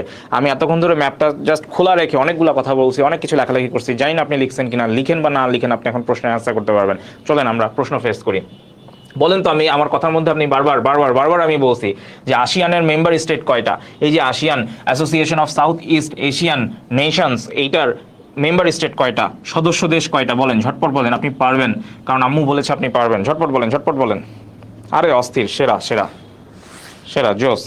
খোকন সবার আগে অ্যান্সার করছে, জোস জোস। লিঙ্কন, সুশীল, রুবেল, নাহিদা, লাবণী বিনতে হাকিম, ফারজানা ইয়াসমিন, আরোহী খান মিহি। আরোহী কোত্থেকে এসে ধুপধাপ অ্যান্সার করে দিচ্ছে। আরে সেরা, 10টি, ভেরি গুড, অস্থির। চলেন ঝটপট ঝটপট পরের প্রশ্নে অ্যান্সার করে ফেলি।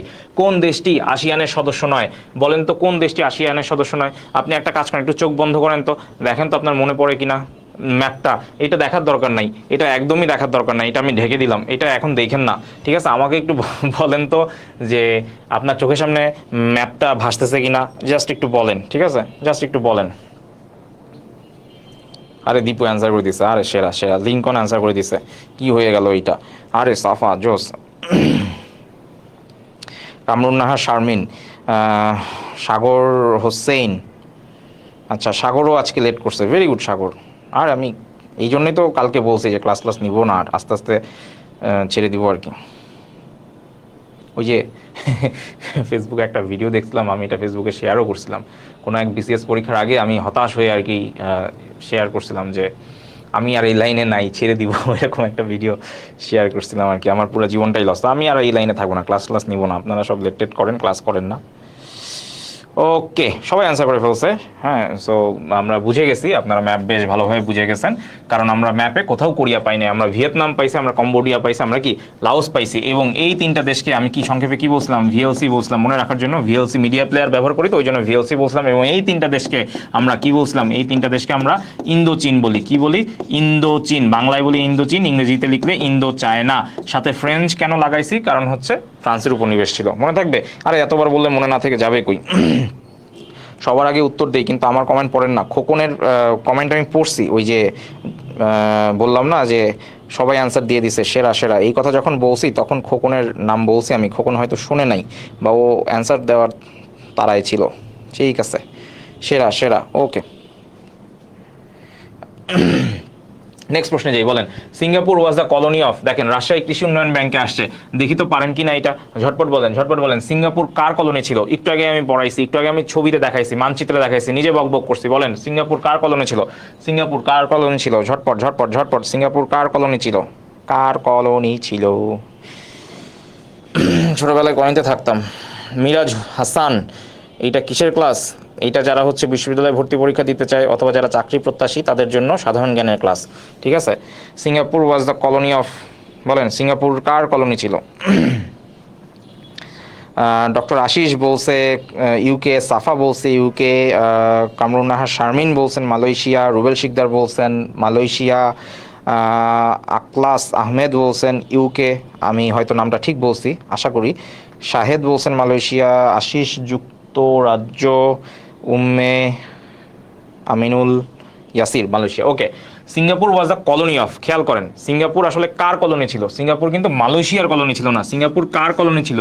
ইউকের কলোনি ছিল। চলেন আমরা একটু ম্যাপটা দেখে ফেলি, সিঙ্গাপুর কার কলোনি ছিল? সিঙ্গাপুর কার কলোনি ছিল? এই যে দেখেন সিঙ্গাপুর কার কলোনি ছিল, পুরাটা দেখেন, পুরা হলুদ অংশে নিচে ছোট্ট করে কে আছে? নিচে ছোট্ট করে কি আছে? সিঙ্গাপুর। এই পুরোটা হলুদ অংশ মানে কি? পুরোটাই কি ব্রিটিশ মালয়া হিসেবে ছিল। তখনও তো এটা সিঙ্গাপুর হিসেবে আত্মপ্রকাশ করে নাই, সিঙ্গাপুর হিসেবে আত্মপ্রকাশ করছে কত সালে? 1965 সালে। আপনাকে যদি জিজ্ঞেস করে সিঙ্গাপুর স্বাধীনতা অর্জন করে কত সালে? 1965 সালে। অর্থাৎ উপনিবেশ ছিল কার? মালয়েশিয়া তো কখনো কাউকে কলোনি হিসেবে রাখে নাই, তারা আলাদা হয় নাই। 1957 সালে যখন ব্রিটিশরা ছেড়ে দিল, এই এলাকা যখন ছেড়ে দিল, তখন মালয়েশিয়া আর সিঙ্গাপুর তখনও একসাথে ছিল। তো তখন তারা কি করছে? 1965 সালে গিয়ে তারা অফিসিয়ালি আলাদা হয়েছে। এর মানে এই না যে 1957 সাল থেকে 1965 সাল পর্যন্ত মালয়েশিয়া ওরে কলোনি বানায় রাখছে, না। হ্যাঁ, তখন আলাদা হয় নাই, বাট কলোনি ছিল না, উপনিবেশ ছিল না। উপনিবেশ কার ছিল? ব্রিটিশদের উপনিবেশ ছিল, ঠিক আছে। তাহলে আমাদের প্রশ্নের অ্যান্সার কি হবে? Singapore was the colony of কোন দেশ? ইউকে, ঠিক আছে। বাট মালয়েশিয়া থেকে আলাদা হয় কত সালে? 1965 সালে। যদি আপনাকে বলে স্বাধীনতা অর্জন করে কত সালে, তাহলেও কি সেম। স্বাধীনতা অর্জন করে কবে, তাহলেও কি সেম। তাহলে মালয়েশিয়া স্বাধীনতা অর্জন করে কবে? মালয়েশিয়া স্বাধীনতা অর্জন করে কবে বলেন তো? মালয়েশিয়া স্বাধীনতা অর্জন করে হচ্ছে 1957 সালে। তারা কি করে? ওই যে ব্রিটিশদের উপনিবেশ থেকে বের হয়ে আসে। আর সিঙ্গাপুর, এই সিঙ্গাপুর কবে স্বাধীনতা অর্জন করে? এটা হচ্ছে 1965 সালে, ঠিক আছে। তো সিঙ্গাপুর কাদের কলোনি ছিল? তাহলে সিঙ্গাপুর আর মালয়েশিয়া দুইজনই কার কলোনি ছিল? ইউকের কলোনি ছিল। ফ্রান্সের কথা কেন বলছি? কারণ ওই যে সিঙ্গাপুরের পাশে যারা ছিল তারা হচ্ছে আবার কি, একটু আগেই ম্যাপে দেখছিলাম লাল লাল কালার, ওগুলা কার উপনিবেশ ছিল? ফ্রান্স, এই জন্য রাখছি কনফিউশনে ফেলানোর জন্য। আর জাপান, জাপান হচ্ছে সিঙ্গাপুর দখল করছিল কবে? ওই যে 1941 সালের দিকে, যখন সে হচ্ছে কি করে, ওই যে 7 ডিসেম্বর যখন হচ্ছে পার্ল হারবারে আক্রমণ করলো, 8 ডিসেম্বর যখন থাইল্যান্ডে আক্রমণ করবে, ওই সময়টা তারা ইন্দোনেশিয়া, সিঙ্গাপুর, মালয়েশিয়া সব জায়গাটাই কি তাদের নেভাল বেজ, তারপরে হচ্ছে এরিয়াল অ্যাটাক তারা দিচ্ছিল, অর্থাৎ মোটামুটি সব জায়গা তারা কিন্তু দখল করে নিয়েছিল।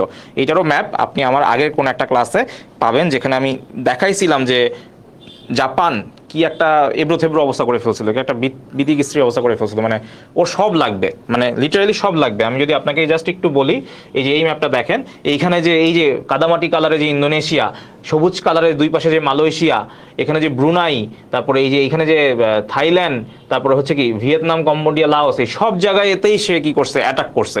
শুধুমাত্র জাপান থাইল্যান্ডের সাথে কোনো প্রকার অ্যাটাকে যায় নাই, কারণ থাইল্যান্ড কি করছে? থাইল্যান্ড যখনই জাপান থাইল্যান্ডকে অ্যাটাক করছে, কারণ মেইন উদ্দেশ্য ছিল থাইল্যান্ডের উপর দিয়ে হচ্ছে মায়ানমারে যাবে, ওই যে তেল খনিজ সম্পদ এগুলো নেওয়ার জন্য। তো থাইল্যান্ড তখন যেটা করছে, জাপানের সাথে একজোট হয়েছে, যেন এই যে পাশে যে 3টা দেশ ভিএলসি যারা ফ্রান্সের উপনিবেশ ছিল, এখান থেকে যেন ফ্রান্সকে হটাইতে পারে, ঠিক আছে। এবং এই জন্যে এই যে থাইল্যান্ড যে তার পাশের যে 3টা দেশ যারা কিনা ফ্রান্সের উপনিবেশ ছিল, এই ফ্রান্সের এগেইনস্টে জাপানকে সাহায্য করছিল বলে দ্বিতীয় বিশ্বযুদ্ধে জার্মানি আর ইটালির পরে জাপানকে সাহায্য করছে আরেকটা দেশ, সেটা হচ্ছে থাইল্যান্ড। এই জন্য থাইল্যান্ডকে দ্বিতীয় বিশ্বযুদ্ধের জন্য বলা হয় যে দ্বিতীয় বিশ্বযুদ্ধে থাইল্যান্ডকে বলা হয় ইটালি, এশিয়ার ইটালি বা Italy of Asia, Italy of Asia. আমাদের ক্লাস যারা রেগুলার করছেন তাদেরকে আমি বলছিলাম যে দ্বিতীয় বিশ্বযুদ্ধে ফ্রান্সকে অ্যাটাক করছিল জার্মানি আর ইটালি, একদম গলা চিপে ধরছিল। আপনি যদি ম্যাপ দেখেন বিগত ক্লাসগুলোতে, ফ্রান্সের ঠিক পাশেই কে আছে? জার্মানি আর ইটালি। তো ওই যে ইটালির মতো ভূমিকা পালন করছে কে? থাইল্যান্ড দ্বিতীয় বিশ্বযুদ্ধে জাপানকে সাহায্য করছিল, ঠিক আছে। ওকে, নেক্সট প্রশ্নে যাই, চলেন ঝটপট ঝটপট ঝটপট। নেক্সট কি আছে বলেন? which date did Singapore get separated from Malaysia. ঠিক আছে, এইটা 2022 সালের একটা প্রশ্ন। দেখেন কম্বাইন্ড 5 ব্যাংকস অফিসার পদে এটা আসছিল। তারিখ আমি আসলে মনে রাখতে পারলে ভালো, না মনে রাখতে পারলেও আসলে সমস্যা নাই। ঠিক আছে, না মনে রাখতে পারলেও সমস্যা নাই, আমরা এখানে বলেই দিচ্ছি। আমি হয়তো আমরা অনেকে নাই জানতে পারি। সো 9 আগস্ট, আগস্টের 9 তারিখ 1965 সালে। এটা মনে হয় আমরা ইতিমধ্যে জেনে গেছি যে 1965 সালে সিঙ্গাপুর কি হয়, মালয়েশিয়া থেকে আলাদা হয়। 1965 সালে সিঙ্গাপুর আলাদা হয়। হ্যাঁ, very good doctor Ashish, 9 August বলছেন, ভেরি গুড।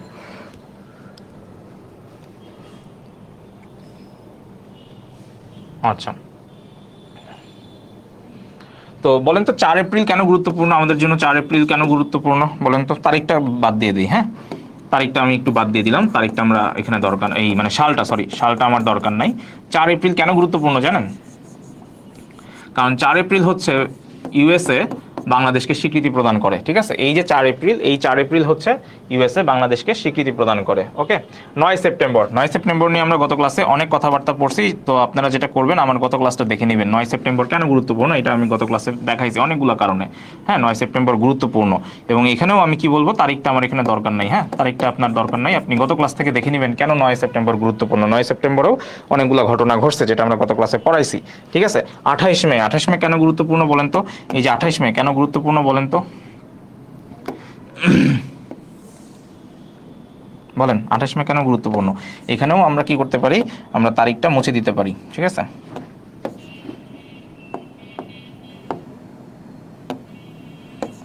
তারিখ কেন বলতেছি, সাল। 9 সেপ্টেম্বর, এটার জন্য আপনি কি করবেন, 22 নাম্বার ক্লাস দেখবেন। ঠিক আছে, ক্লাস 22, ক্লাস 22 দেখুন। ঠিক আছে, 4 এপ্রিল হচ্ছে কি বলছি, যে 4 এপ্রিল বাংলাদেশকে কারা স্বীকৃতি দেয়? ইউএসএ। ঠিক আছে, 9 আগস্ট 1965 এটা আমরা আজকে শিখলাম। 28 মে আমরা অনেকবার অনেক কিছু নিয়ে কথা বলছি। 28 মে আসলে কি হয় বলেন তো? 28 মে তো একটা দিবস আছে যেটাকে আমরা বলি আন্তর্জাতিক মাতৃত্ব দিবস। ঠিক আছে, সংক্ষেপে লিখলাম ইন্টারন্যাশনাল, এখানে বাংলায় আবার একটু লিখে দিই, মাতৃত্ব দিবস। 28 মেতে কি আর কোনো কিছু আছে?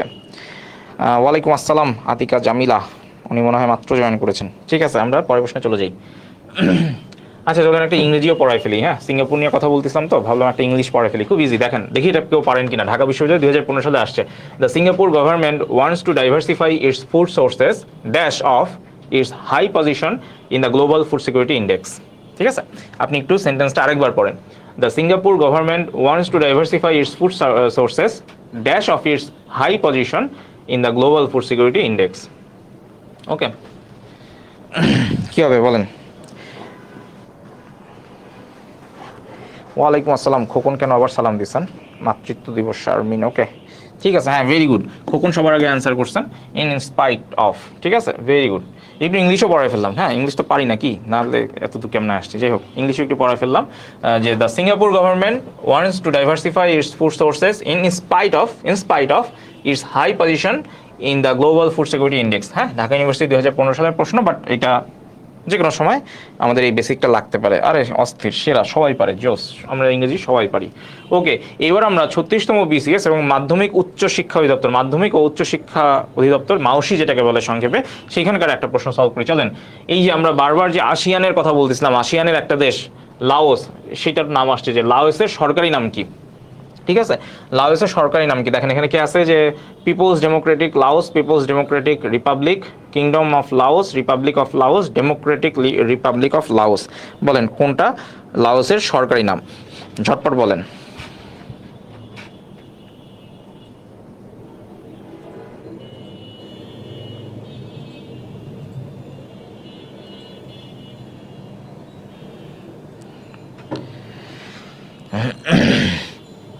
লাওসের সরকারি নাম কি হবে বলেন? লাওসের সরকারি নাম কি হবে? এটা দেখেন 36তম বিসিএস আসা প্রশ্ন এবং মাউসিতে আসা প্রশ্ন। ঠিক আছে, লাওসের সরকারি নাম আমরা জানি যে লাওস হচ্ছে ওই যে কি জানি বলে, ইন্দো চায়নার যে 3টা দেশ ছিল তার মধ্যে একটা। আচ্ছা, এটার অ্যান্সার হচ্ছে প্রথমটা। হ্যাঁ, লাওস পিপলস ডেমোক্রেটিক রিপাবলিক। ওকে, লাওস পিপলস ডেমোক্রেটিক রিপাবলিক, মনে থাকবে প্রথমটা, হ্যাঁ এটা একটু একবার দুইবার লিখলেই মনে থাকবে, লাওস পিপলস ডেমোক্রেটিক রিপাবলিক, ঠিক আছে 36তম পিসি আছে 800 প্রশ্ন। ওকে, নেক্সট প্রশ্নে চলে যাই, ঝটপট বলেন, what is the currency of Vietnam? এটা অনেকবার ব্যাংকে আসছে, হ্যাঁ ব্যাংক ছাড়াও বিভিন্ন মানে অন্যান্য চাকরি পরীক্ষাতেও আসছে, এত রেফারেন্স দেই নেই। What is the currency of Vietnam? আমরা গত ক্লাসেও এটা বলছি, গত ক্লাসেও আমি এটা পড়াইছি। ভিয়েতনামের কারেন্সি কি? এটা মনে হয় খুব কমন, আমরা সবাই জানি। বলেন ভিয়েতনামের কারেন্সি কি?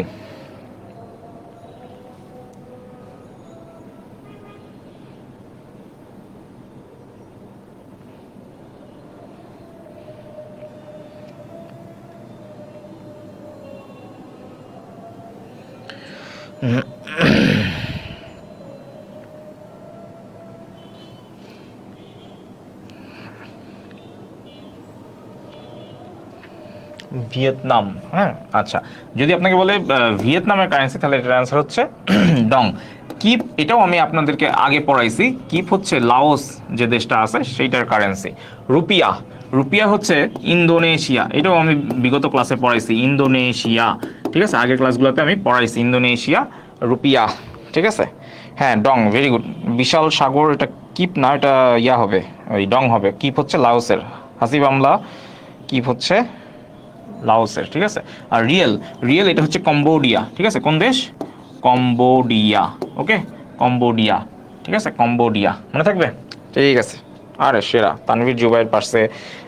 বিশাল সাগর একটু ভুল হয়ে গেছে। স্বপ্না আক্তার, সাফা, মানসুর আফরিন, ফারজানা ইয়াসমিন, তানিয়া, মিম, মারুফা ইশরাত মিম, সুমাইয়া জাহান, আখলাস, ভেরি গুড। আসিয়া বিউটি, ভেরি গুড। নাদিয়া সুলতান, ওকে নেক্সট প্রশ্নে যাই। মায়ানমার এই দেশটির পুরাতন নাম কি? মায়ানমার এই দেশটির পুরাতন নাম কি বলেন? মায়ানমার এই দেশটির পুরাতন নাম কি বলেন? আমরা এর আগে একটা ক্লাসে পড়াইছিলাম আপনাদেরকে যে তাইওয়ান, তাইওয়ানের পুরাতন নাম আমরা পড়ছিলাম, মনে আছে? একটা ক্লাসে পড়ছিলাম তাইওয়ান, তাইওয়ান যে দেশ সেটার পুরাতন নাম আমরা শিখছিলাম ফরমোজা। আমরা কোন একটা ক্লাসে, গত কোন একটা ক্লাসে এটা পড়ছিলাম যে তাইওয়ানের পুরাতন নাম হচ্ছে ফরমোজা, ঠিক আছে। আমরা আজকে আরেকটা শিখতেছি যে মায়ানমার এই দেশটির পুরাতন নাম কি বলেন তো? আচ্ছা, দীপু সরকার বলছে বার্মা, মানসুর আফরিন বলছে বার্মা, ফারজানা, রুবেল, আরিয়া, জোস। এটা সবাই পারছি, এটা খুবই কমন প্রশ্ন, সবাই পারছি। এটাও দেখেন ব্যাংকে আসা প্রশ্ন, এটা প্রাইভেট ব্যাংকে আসা প্রশ্ন, হ্যাঁ কোন একটা প্রাইভেট ব্যাংকে এটা আসছিল, খোকন অ্যান্সার করছে। নাম না বললে আবার মন খারাপ করবে। মারুফা, লাবণী বিনতে হাকিম, কামরুন নাহা শারমিন, জোস অস্থির। তাহলে নেক্সট প্রশ্নে চলে যাই, বলেন ভার্সিটি অ্যাডমিশনের একটা প্রশ্ন, মিয়ানমারের বিরুদ্ধে কোন দেশ রোহিঙ্গা ইস্যুতে মামলা করে?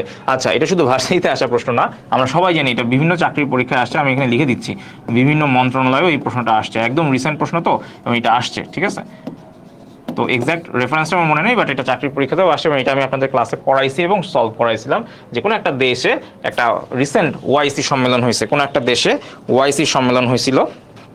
আচ্ছা, তো সেইখানে আমরা জানি যে ওই দেশটাই আর কি এই কাজটা করছে। আচ্ছা, ওয়ালাইকুম আসসালাম সাহেরা আক্তার, ভেরি গুড, তিনি এসেই অ্যান্সার করছেন, অস্থির। আচ্ছা, এর মধ্যে একজন আচারের কথা তুলে আনছেন আর কি, বার্মিস আচার, বার্মিস তো স্যান্ডেলও হয় শুনছিলাম। আচ্ছা ঠিক আছে। গাম্বিয়া বলছে, গাম্বিয়া, গাম্বিয়া সবাই গাম্বিয়া বলছে, রুবেল শিকদার, তানভীর, দীপু, সাফা, খোকন। আচ্ছা, এখন দেখেন মিয়ানমারের বিরুদ্ধে কোন দেশ রোহিঙ্গা ইস্যুতে মামলা করে? আমি আপনাদেরকে ক্লাসে পড়াইছিলাম যে একটা দেশে, কোন একটা দেশে এবার ওয়াইসির 15তম সম্মেলন হয়েছিল, হ্যাঁ কোন একটা দেশে ওয়াইসির 15th কনফারেন্স হয়, ঠিক আছে। এবং সেই দেশটার নামই আমি বলছিলাম কি, গাম্বিয়া। এবং আমি বলছিলাম যে এই যে সম্মেলন, এই সম্মেলনটা কোথায় হয়? আমি বলছিলাম যে গাম্বিয়ার যে রাজধানী বানজুল, সেই বানজুলে কি হয়? সেই বানজুলে হচ্ছে কি হয়, এই যে ওয়াইসির 15তম সম্মেলন অনুষ্ঠিত হয়। এবং এইটা যখন পড়াইছিলাম তখন কিন্তু আমি আপনাদেরকে বলছিলাম যে ওয়াইসি সদর দপ্তর কোথায়, ওয়াইসি কত সালে প্রতিষ্ঠিত হয়, ওয়াইসির ফুল ফর্ম কি, ওয়াইসিরও কিন্তু ফুল ফর্ম আসে, ঠিক আছে। সো এই যে অনেক কিছু পড়াই ফেলছে কিন্তু, তো যারা রেগুলার ক্লাসগুলো করেন আজকের ক্লাস তাদের জন্য একটু ইজিয়ার। মিয়ানমারের বিরুদ্ধে তাহলে কোন দেশ রোহিঙ্গা ইস্যুতে মামলা করে? মামলা করে হচ্ছে গাম্বিয়া, ঠিক আছে ওকে। আর বাংলাদেশ ওই 15তম সম্মেলনে গিয়ে আমাদের যে পররাষ্ট্রমন্ত্রী হাসান মাহমুদ, তিনি হচ্ছে আন্তর্জাতিক সাহায্য কামনা করেন, এই যে গাম্বিয়া যে মামলা করছে এই ইস্যুতে এবং বাংলাদেশকে সাহায্য করার জন্য তারা, মানে আমাদের পররাষ্ট্রমন্ত্রী কি করছেন, তিনি হচ্ছেন আনুষ্ঠানিকভাবে এই দাবিটা জানাইছেন। হ্যাঁ, পশ্চিম আফ্রিকার দেশ, ভেরি গুড, আফ্রিকা মহাদেশের দেশ গাম্বিয়া। আমরা গত ক্লাসে সাউথ আফ্রিকা নিয়ে কথা বলছিলাম। আমার যে ফাতিন স্যার জিকে স্পেশাল যে পোস্টটা আছে সেখানে বাংলাদেশ দক্ষিণ আফ্রিকার ম্যাচ যেদিন ছিল সেদিন দক্ষিণ আফ্রিকা নিয়ে যে বিভিন্ন ধরনের প্রশ্ন আসে সেগুলো আমি গল্পের ছলে ওখানে লিখছিলাম, ম্যাপ সহ দিয়েছিলাম, আপনারা চাইলে সেই পোস্টটা একটু দেখতে পারেন, ঠিক আছে ওকে। জোস জোস। রোহিঙ্গা মায়ানমারের নাগরিকত্ব হারায় কবে? হ্যাঁ, এটা এটা সম্ভবত 38 বিসিএস এ আসছিল। ঠিক আছে, 38তম বিসিএস এ আসছে এই প্রশ্ন, যদি আমি ভুল না করে থাকি 38 বিসিএস এ এই প্রশ্ন আসছিল। ঠিক আছে, যে রোহিঙ্গারা মায়ানমারের নাগরিকত্ব হারায় কবে, এটা আমরা জানি, খুবই কমন একটা প্রশ্ন, খুবই সহজ একটা প্রশ্ন, অনেকবার আসছে।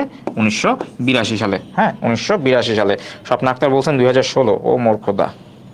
খোকন বলছেন 1982। হ্যাঁ, ভেরি গুড। 2016-তে না, 2016 থেকে না, আরো আগের থেকে। এই ভেজাল চলতেছে অনেক আগের থেকে। ঠিক আছে, ওকে, ঠিক আছে। 1982 সালে না, কামরুন নাহার শারমিন 1982 সাল হবে। নেক্সট প্রশ্ন কি আছে দেখেন, মিয়ানমারে সামরিক শাসন বিরোধী সাম্প্রতিক জনবিক্ষোভ কি নামে পরিচিত? হ্যাঁ, এটা প্রাইভেট ব্যাংকে আসছিল এবং হচ্ছে ভার্সিটি অ্যাডমিশনে আসা প্রশ্ন।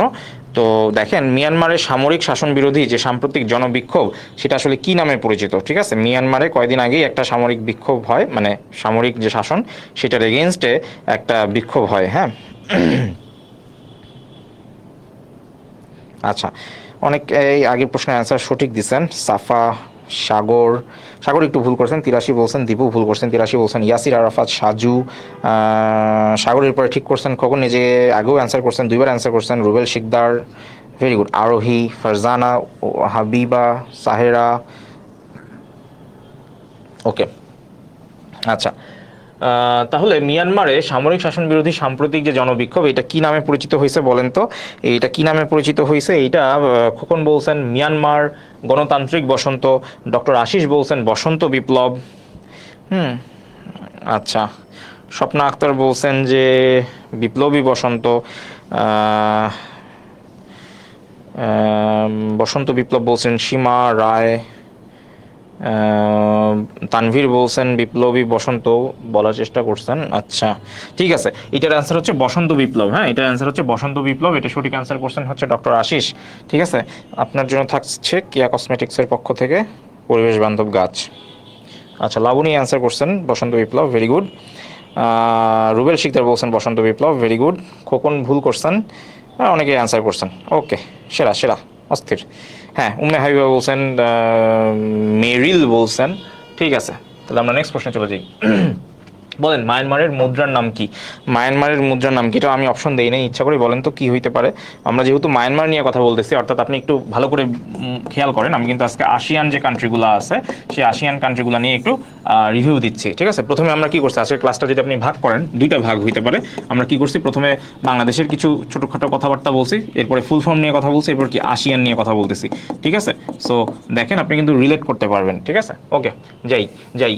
কি বলছে, মায়ানমারের মুদ্রার নাম? বলেন, মায়ানমারের মুদ্রার নাম কি? ঝটপট বলেন, মায়ানমারের মুদ্রার নাম কি? মায়ানমারের মুদ্রার নাম, আরে সেরা, কখন বলে ফেলছে, kyat. Very good, very good, kyat. মায়ানমারের মুদ্রার নাম কি? কিয়াট। মায়ানমারের মুদ্রার নাম কি? কিয়াট। জস, জস। আচ্ছা, ডক্টর আশিস আমাদের সাথে একটা ইনফরমেশন শেয়ার করছেন যে তিনি 64 জেলা বাইসাইকেল ঘুরে 250+ পরিবেশ বান্ধব গাছ লাগিয়েছেন। Very good. এর মানে ওনাকে কেয়া কসমেটিক্সের পক্ষ থেকে পরিবেশ বান্ধব গাছ আমরা যা দিতে চেয়েছিলাম সেটা আবার ফিরিয়ে নিচ্ছি। ঠিক আছে, ওকে, ঠিক আছে। পলাশ মাহমুদ বলছেন কিয়াট, হাবিবা বলছেন কিয়াট, রুবেল শিকদার বলছেন কিয়াট, মিম বলছেন হামলা, দীপু সরকার, সাগর, নীরব, নাহিদা, জোস, সেরা, অস্থির। নেক্সট প্রশ্নে চলে যাই। আরে আজকে সব পারতেছেন আপনারা। এই প্রশ্নটার অ্যান্সার ঝটপট দিয়ে দেন, এটা আমি অলরেডি ক্লাস আলোচনা করছি। কোথায় বাংলাদেশ, ভারত ও মায়ানমারের সীমান্ত পরস্পরকে ছুঁয়েছে? ঠিক আছে, বলেন, কোথায় বাংলাদেশ, ভারত ও মায়ানমারের সীমান্ত পরস্পরকে ছুঁয়েছে? কোথায় বলেন?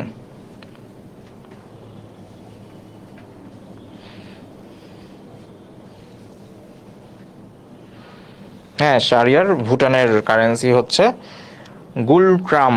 ভেরি গুড, সেরা, অস্থির, জোস। হ্যাঁ, মায়ানমারের রাজধানী নেপিটো। পলাশ মাহমুদ চেক করেন তো মায়ানমারের রাজধানী নেপিটো কিনা। ওকে, আরে সেরা। সাগর বলছে রাঙামাটি। খোকন এখন অ্যান্সার দেয় নাই। খোকন কই? লাবণী বলছেন রাঙামাটি, দীপু সরকার রাঙামাটি, সাফা রাঙামাটি, জসিম রাঙামাটি, হাবিবুল্লাহ রাঙামাটি, নাদিয়া সুলতানা বলছে 30-এর ঘর। এটা কি 30 নম্বর প্রশ্ন? ওরে সেরা, আজকে আপনারা 30 নম্বর প্রশ্ন করতেছেন, অস্থির। রাঙামাটি, জোস। মায়ানমার থেকে রাঙামাটি চলে আসছেন, সেরা সেরা। কামরুন নাহার শারমিন রাঙামাটি, সাজু, আসিয়া, আরে কি অবস্থা আজকে দেখি সবাই সব পারতেছে। মায়ানমারের সঙ্গে বাংলাদেশের সীমান্ত কত কিলোমিটার বলেন? খুবই কমন প্রশ্ন, খুবই কমন প্রশ্ন। অপশন দেখলেই আপনার বুঝে যাওয়ার কথা, অপশন দেখলেই বুঝে যাওয়ার কথা, অপশন দেখলেই বুঝে যাওয়ার কথা।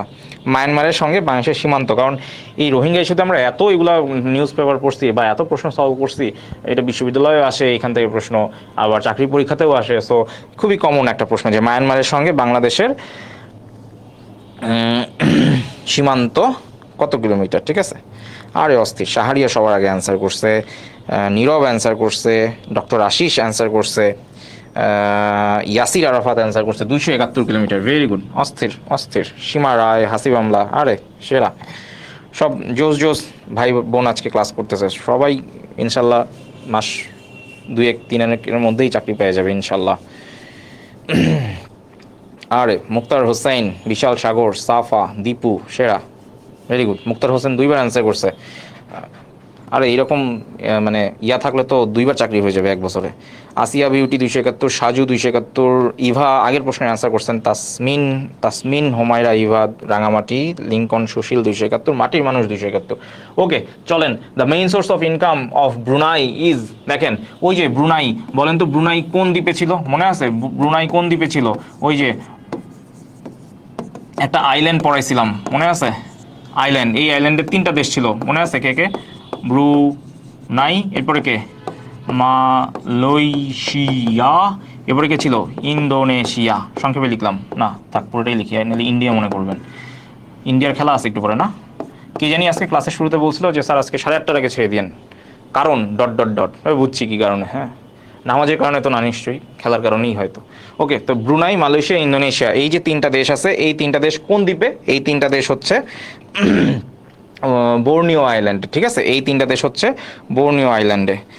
আজকে 1K কমেন্ট, আলহামদুলিল্লাহ। 1K মানুষ তো নাই আজকে, লোকজন কই সব? কালকের থেকে একটু বাড়ছে আলহামদুলিল্লাহ, যাক হবে ইনশাল্লাহ। হ্যাঁ ওকে, তাহলে এই যে ব্রুনাই যে দেশটা, এই ব্রুনাই দেশটা কোন দেশে ছিল, মানে কোন দ্বীপে ছিল বলেন তো? ব্রুনাই যে এটা কোন দ্বীপে ছিল? হ্যাঁ কোন দ্বীপে ছিল বলেন? বর্নিও দ্বীপে বা বর্নিও আইল্যান্ডে। ব্রুনাই যে দেশটা, এটা হচ্ছে বর্নিও আইল্যান্ড, এবং ওই আইল্যান্ডে টোটাল 3টা দেশ আছে, ব্রুনাই, মালয়েশিয়া, ইন্দোনেশিয়া। একটু আগে ম্যাপ দেখছি, এখন আর যাচ্ছি না পিছনে, আপনারা ক্লাস শেষে যদি মনে হয় যেটা দেখতে হবে পিছনে একটু গিয়ে আবার দেখে নিন, ঠিক আছে। তাহলে এই যে ব্রুনাই, এই ব্রুনাইটা অনেক রিচ, হ্যাঁ, বা এদের ইনকামের মেইন সোর্স কি বলেন?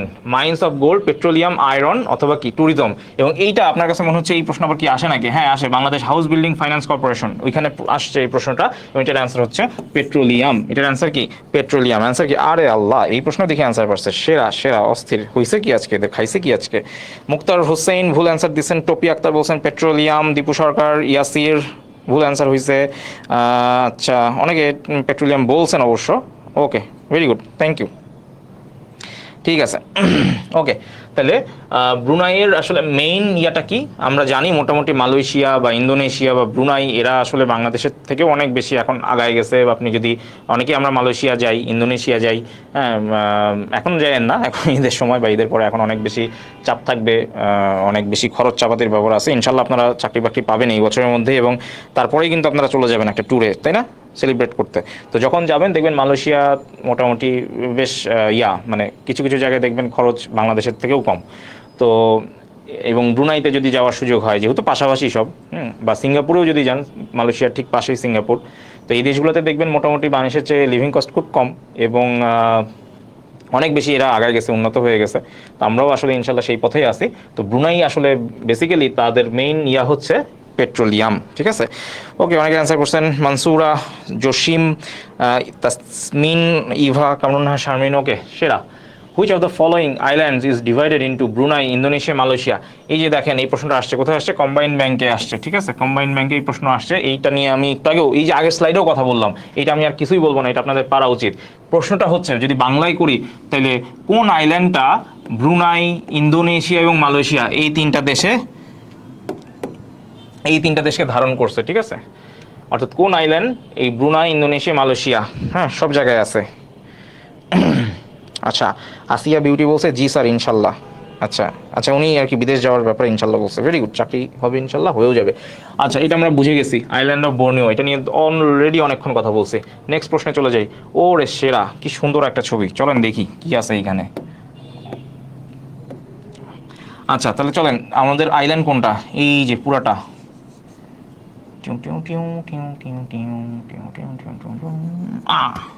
তো এইটা কি বলেন তো, এইটাই হচ্ছে আমার বর্নিও আইল্যান্ড। এটাই হচ্ছে কি বর্নিও আইল্যান্ড। মনে আছে একটু আগে কিন্তু আমরা এখানে তিনটা দেশ দেখছিলাম, একটু আগে এখানে আমরা তিনটা দেশ দেখছি, একটু আগে আমরা এখানে কয়টা দেশ দেখছি, তিনটা দেশ দেখছিলাম, তিনটা দেশ দেখছিলাম। ঠিক আছে, এই পুরোটা হচ্ছে কি বর্নিও আইল্যান্ড।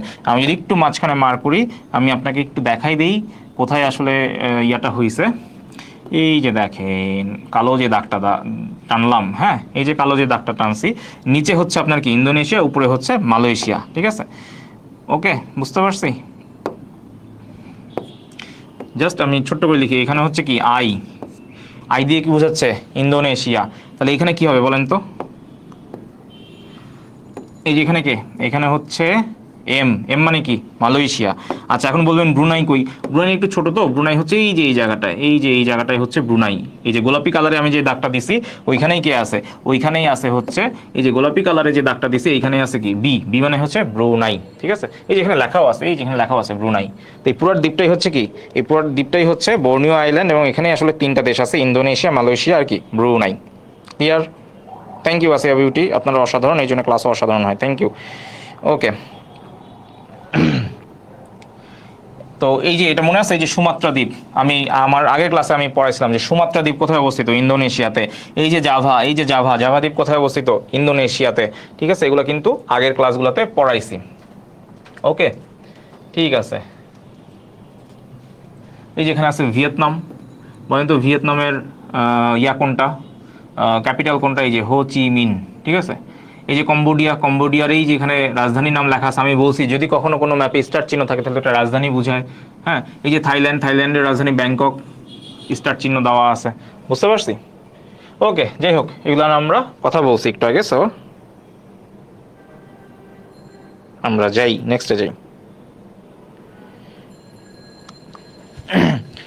তাহলে এই ম্যাপটা বুঝতে পারছি তো সবাই, এই ম্যাপটা আশা করি সবাই বুঝতে পারছি। হ্যাঁ হ্যাঁ, আজ অনেকেই জয়েন করছে, এই যে এখন আর কি ইয়া বাড়ছে, আমাদের ক্লাসের শুরুতে একটু কম ছিল, এখন অনেকেই জয়েন করছে, আলহামদুলিল্লাহ আলহামদুলিল্লাহ। ওকে, তাহলে মোটামুটি আমরা এখানে কি বুঝতে পারছি, এখানে অনেক কিছু বুঝতে পারছি। এই যে দেখেন এখানে আরেকটা আইল্যান্ড আছে, স্পার্টালি আইল্যান্ড। হ্যাঁ, প্রশ্ন আসতে পারে যে এই যে স্পার্টালি দ্বীপপুঞ্জ, এই স্পার্টালি দ্বীপপুঞ্জ নিয়ে কয়টা দেশের মধ্যে বিরোধ আছে, বলেন তো কি হবে আনসার। এই যে স্পার্টালি দ্বীপপুঞ্জ, এই স্পার্টালি দ্বীপপুঞ্জের মধ্যে কার কার মধ্যে বিরোধ আছে, কার কার মধ্যে বিরোধ আছে বলেন। এই স্পার্টালি দ্বীপপুঞ্জ বেসিক্যালি আপনি যদি খেয়াল করেন, স্পার্টালি দ্বীপপুঞ্জ এই যে জায়গাটা, এই জায়গাটা কার বলেন তো, এই যে এই জায়গাটা কার মনে আছে, এখানে কে আছে, এখানে আছে হচ্ছে ফিলিপাইন। এখানে কে আছে, এখানে আছে হচ্ছে ফিলিপাইন। লাল কালি কি বোঝা যাচ্ছে, লাল কালি কি বোঝা যায়, আমি একটু নীল দিয়ে লিখি বেটার হবে মনে হয়, নীল না লাল দিয়ে লিখি, লাল লাল। ঠিক আছে, তাহলে এই যে দেশটা, এই দেশটা কে বলেন তো, ফিলিপাইন, ফিলিপাইন। ঠিক আছে, ওকে, তাহলে এই যে জায়গাটা হচ্ছে ফিলিপাইন, এখানে আছে কে ব্রুনাই, এখানে আছে ইন্দোনেশিয়া, মালয়েশিয়া, এখানে আছে কে, এখানে আছে হচ্ছে ভিয়েতনাম, আর এই যে উপরে আছে সাউথ চায়না সি, মানে কি এখানে কে আছে, উপরে আছে চায়না। তো বেসিক্যালি এই যে স্পার্টালি দ্বীপপুঞ্জ, এই স্পার্টালি দ্বীপপুঞ্জ ক্লেম করে হচ্ছে ভিয়েতনাম, এই স্পার্টালি দ্বীপপুঞ্জ ক্লেম করে হচ্ছে চায়না, এই স্পার্টালি দ্বীপপুঞ্জ ক্লেম করে হচ্ছে ফিলিপাইন, এই স্পার্টালি দ্বীপপুঞ্জ ক্লেম করে হচ্ছে কি মালয়েশিয়া, এবং একই সাথে এই স্পার্টালি দ্বীপপুঞ্জ ক্লেম করে হচ্ছে কি, আর আরেকটা দেশ আছে, বলেন তো কারা কারা,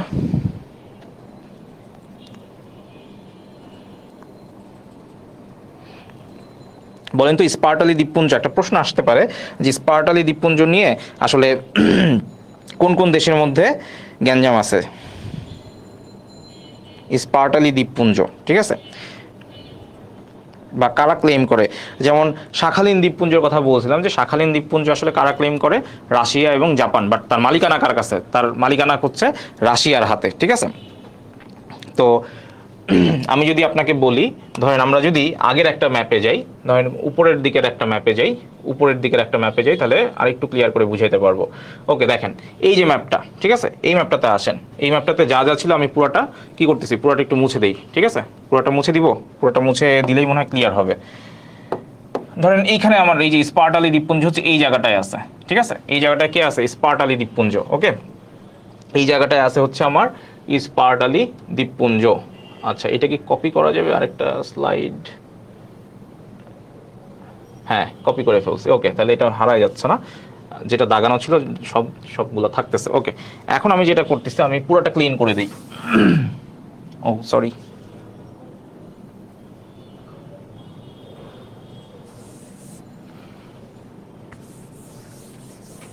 আচ্ছা ম্যাপটা কি দেখা যাচ্ছে কিনা একটু আমাকে কমেন্ট করে জানান। ম্যাপটা কি দেখা যাচ্ছে? ম্যাপটা একটু মনে হয় নড়ে গেছে, একটু বলেন তো ম্যাপটা দেখা যাচ্ছে কিনা।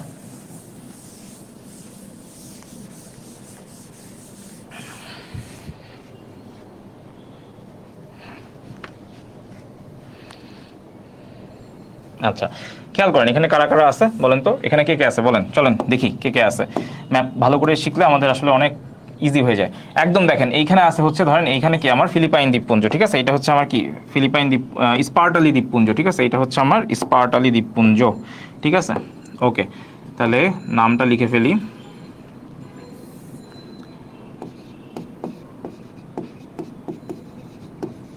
আইল্যান্ড, ঠিক আছে।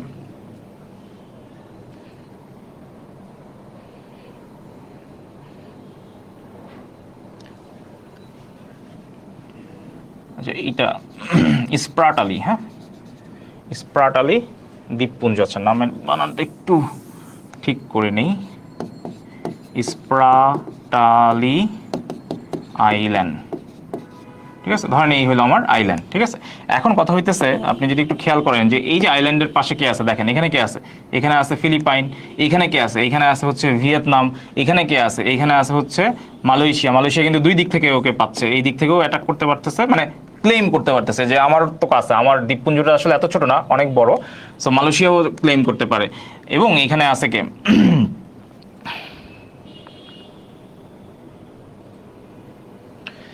তো এই যে মালয়েশিয়া এবং ফিলিপাইনের সাথে দেখেন এখানে কে আছে, ভিয়েতনাম।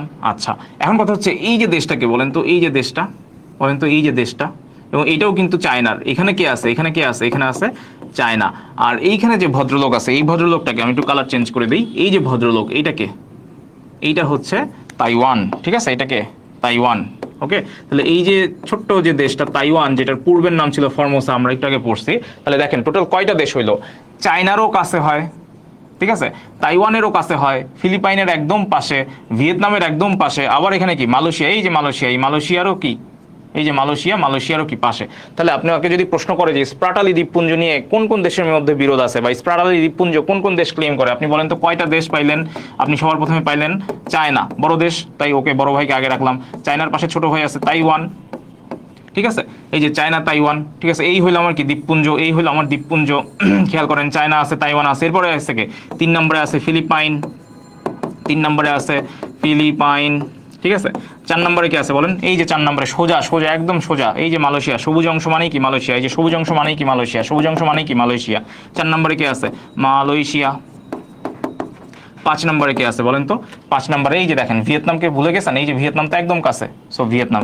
টোটাল 5টা দেশ, এই 5টা দেশের মধ্যে কি এই স্প্রাটালি দ্বীপপুঞ্জ নিয়ে হচ্ছে গ্যাঞ্জাম, ঠিক আছে, বুঝতে পারছি। ওকে, এই বুঝছি তো, এই কমেন্ট করে জানান বুঝছি কি না, সবাই কি ক্লিয়ার। এই আমার ভিডিও কই গেল, লাইভ ক্লাস কই গেল। ওকে ওকে, সেরা সেরা, ঠিক আছে। তাহলে দেখেন কি হইলো, মানে ম্যাপ যদি আপনার চোখের সামনে ভাসে, আপনার কোনো কিছু মুখস্থ করতে হবে না, ঠিক আছে, কোনো কিছু মুখস্থ করতে হবে না, জাস্ট আপনি দেখেন আমি সব মুছে দিলাম, সব মুছে দিছি, ঠিক আছে, সব মুছে দিছি, সব মুছে দিছি, ঠিক আছে। এখন আপনি আমাকে বলেন তো এখানে কি আছে, এখানে আছে স্প্রাটালি দ্বীপপুঞ্জ, ঠিক আছে, তাহলে বলেন তো চায়না কই, বলেন তো চায়না কই, ঠিক আছে, বলেন চায়না কই। আমি এখন আপনাদেরকে যেটা করব, আপনারা আমাকে জায়গার নাম বলবেন, ঠিক আছে। আমি এখানে লিখলাম এইখানে, আচ্ছা এইটাকে বলেন, এই যে 1 নম্বর, এটা হচ্ছে চায়না, ঠিক আছে। এই যে এটাকে মনে আছে, এটা হচ্ছে তাইওয়ান, আরেকবার বলে দিলাম তাইওয়ান, তাইওয়ান, এই এককে চায়না, এই যে এটাকে, এটা হচ্ছে 3 নম্বর ফিলিপাইন, এই যে মালয়েশিয়া, এই যে সবুজ কালার এটা কি, এটা হচ্ছে 4 নম্বর মালয়েশিয়া, আর এই যে 5 নম্বর ভিয়েতনাম, ঠিক আছে। এইটাই হচ্ছে এগুলো কি, এইটাই ছিল হচ্ছে আমার স্প্রাটালি আইল্যান্ড, ঠিক আছে। ওকে, বুঝছি, ঠিক আছে, সেরা সেরা, ঠিক আছে। তাহলে চলেন আমরা চলে যাই আমাদের কোথায়, প্রশ্ন কই, প্রশ্ন কই, চলেন চলেন চলেন চলেন, প্রশ্ন কই, আরে কই গেলাম, আরে এই ভদ্রলোকগুলো আবার আসছে। হ্যাঁ ওকে, তাহলে আমরা এখানে ছিলাম মোটামুটি ক্লিয়ার। ওকে, তাহলে চলেন সমাজসেবা অধিদপ্তরের প্রশ্ন আমরা একটু সলভ করি। সমাজসেবা এবং পরিবেশ দুই জায়গাতেই এটা আসছে যে গ্রিন পিস কি, ঠিক আছে, গ্রিন পিস কি বলেন, গ্রিন পিস কি? সমাজসেবা অধিদপ্তরে আমরা জানি যে একটা সার্কুলার হয়েছে, এটা নিয়ে অনেকেরই আগ্রহ আছে। তাহলে গ্রিন পিস, গ্রিন পিসটা কি বলেন তো? গ্রিন পিস হচ্ছে কি? পরিবেশ আন্দোলন গ্রুপ, বন রক্ষাকারী স্লোগান, পরিবেশ রক্ষাকারী প্রযুক্তি, নাকি সবুজ বিপ্লব? বলেন কোনটা হবে অ্যান্সার? কোনটা অ্যান্সার? সবুজ বিপ্লব না, এটা হচ্ছে পরিবেশ আন্দোলন গ্রুপ, ঠিক আছে, এটা হচ্ছে পরিবেশ আন্দোলন গ্রুপ। ভেরি গুড, মুক্তার হোসেন বলছে, ভেরি গুড, ওকে, সেরা সেরা, অস্থির, পরিবেশ আন্দোলন গ্রুপ, ঠিক আছে, হ্যাঁ, নেদারল্যান্ড ভিত্তিক একটি পরিবেশবাদী আন্দোলন, ভেরি গুড। ক্লাস, হ্যাঁ, ফারজানা ইয়াসমিন সঠিক অ্যান্সার দিচ্ছেন, ডক্টর আশিস সঠিক অ্যান্সার দিচ্ছেন, অরণ্য অভ্র সঠিক অ্যান্সার দিচ্ছেন, অস্থির, সেরা। এবার আমাকে বলেন তো আন্তর্জাতিক মাতৃত্ব দিবস কোনটি? এটাও পরিবেশ অধিদপ্তরে আসা প্রশ্ন, এটাও সমাজসেবাতে আসছিল যে আন্তর্জাতিক মাতৃত্ব দিবস কোনটি, হ্যাঁ, এবং এটা রিসেন্টলি কোন একটা পরীক্ষাতেও আসছে, আন্তর্জাতিক মাতৃত্ব দিবস, আন্তর্জাতিক মাতৃত্ব দিবস, বলেন এটার অ্যান্সার কি হবে? আচ্ছা আচ্ছা, আগের প্রশ্নের অ্যান্সার উম্মে হাবিবা ভুল দিছেন, ভুল দিচ্ছেন আর কি, এটা একটু ঠিক করে নিন, সবুজ বিপ্লব না, এটা পরিবেশ আন্দোলন গ্রুপ। হ্যাঁ, প্রিয়ন্তী প্রিয়ম সঠিক অ্যান্সার দিচ্ছেন, আসিয়া বিউটি সঠিক অ্যান্সার দিচ্ছেন, ভেরি গুড। ডক্টর আশিস বলছেন 28 মে, ভেরি গুড, ডক্টর আশিস বলছেন 28 মে। আমরা একটু আগেও এটা পড়ছি যে আন্তর্জাতিক মাতৃত্ব দিবস কোনটি? আন্তর্জাতিক মাতৃত্ব দিবস হচ্ছে 28 মে। সাফা অ্যান্সার করছে, মৌ অ্যান্সার করছে, দীপু অ্যান্সার করছে, অস্থির, সেরা, কামরুন নাহার শারমিন, সেরা, জোস। চলেন 2024-25 অর্থ বছরে প্রস্তাবিত বাজেটের আকার কত? ঠিক আছে, আচ্ছা, এটা মনে হয় আগের, এটা এখনো আসে নাই, বাট এটা আসবে। এটা লিখছি এই কারণে যে আসে নাই তো কি হয়েছে, আসবে আর কি, সমাজসেবার পরীক্ষার সামনে না, ওইটা ওই আগের স্লাইডের ওই লেখাটা এখানে কপি রয়ে গেছে, এটা এখনো আসে নাই, বাট আসবে। 2024-25 অর্থ বছরের প্রস্তাবিত বাজেটের আকার কত? প্রস্তাবিত বাজেটের আকার কত? আমরা জানি এখানে অপশন আছে 4, 5, 6, 7, খুবই ইজি, হ্যাঁ, খুবই ইজি, যেহেতু 7 যেখানে আছে ওইটাই, 7,97,000 কোটি টাকা, 7,97,000 কোটি টাকা, 7,97,000 কোটি টাকা। এটা নিয়ে নেক্সট একদিন কথা বলবো, 7,97,000 কোটি টাকা, ঠিক আছে, ওকে, ঠিক আছে, ঠিক আছে, ওকে, সেরা। নেক্সট প্রশ্নে চলে যাই, চলেন। কি বলছে দেখেন, ফুল ফর্ম লিখুন গুগল, এইটা গত ক্লাসে আমরা পড়ছিলাম, ঝটপট সবাই অ্যান্সার করেন, গুগলের ফুল ফর্ম, গুগলের ফুল ফর্ম বলেন দেখি কি অবস্থা। গত ক্লাসের একটা জিনিস আমরা এখানে সলভ করার চেষ্টা করতেছি, বলেন গুগলের ফুল ফর্ম, বলেন দেখি কি অবস্থা, পারেন কিনা।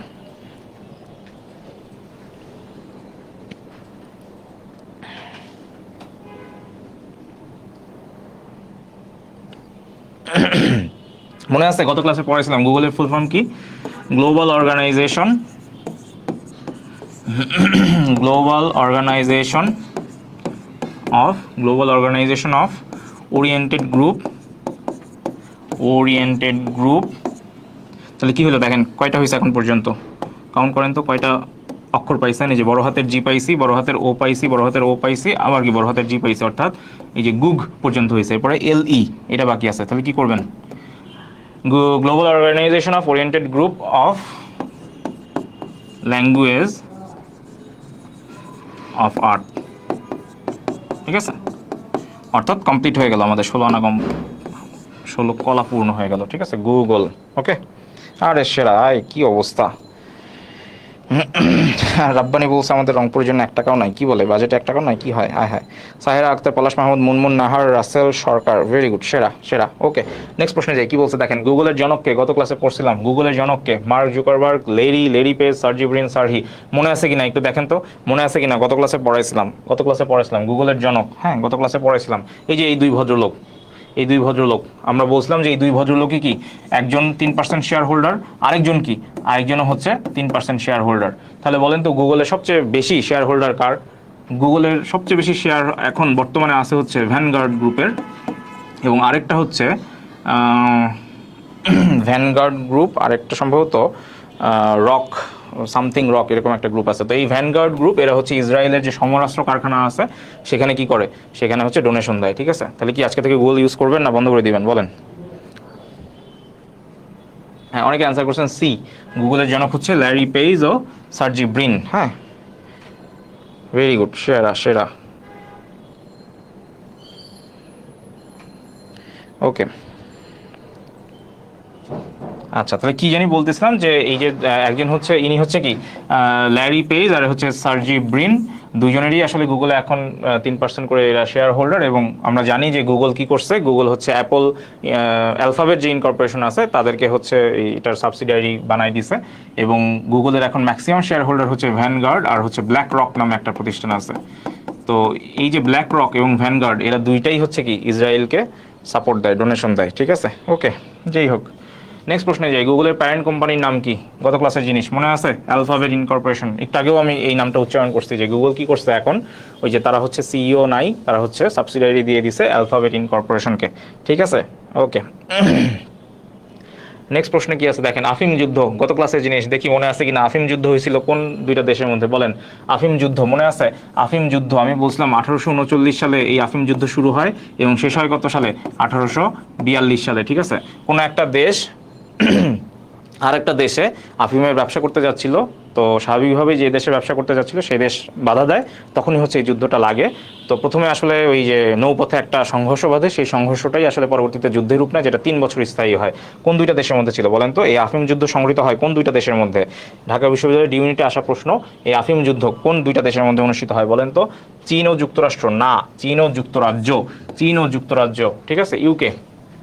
তো বেসিক্যালি ইউকে তারা হচ্ছে কি, এই ইউকে যে ভেসেল ছিল তারা হচ্ছে চায়নার বর্ডারে অ্যাটাক করে, ঠিক আছে। তো তারা হচ্ছে তাদের ভেসেল নিয়ে আর কি ওই আফিম ট্রেড করতে চাচ্ছিল, বাট চায়না এটাতে বাধা দেয়। তো আলটিমেটলি খুব একটা লাভ হয় না, কারণ চায়না ওই সময় এতটাও পরাশক্তি ছিল না যতটা যুক্তরাজ্য বা ব্রিটেন ছিল, ঠিক আছে। গত ক্লাসে আমরা এটা পড়াইছি, তারপর আমরা এটা ভুল করতেছি, সবাই ধুমায় চীন আর যুক্তরাষ্ট্র বলতেছে, সবাই ধুমায় চীন আর যুক্তরাষ্ট্র বলতেছে, বাট না, চীন আর যুক্তরাষ্ট্র না।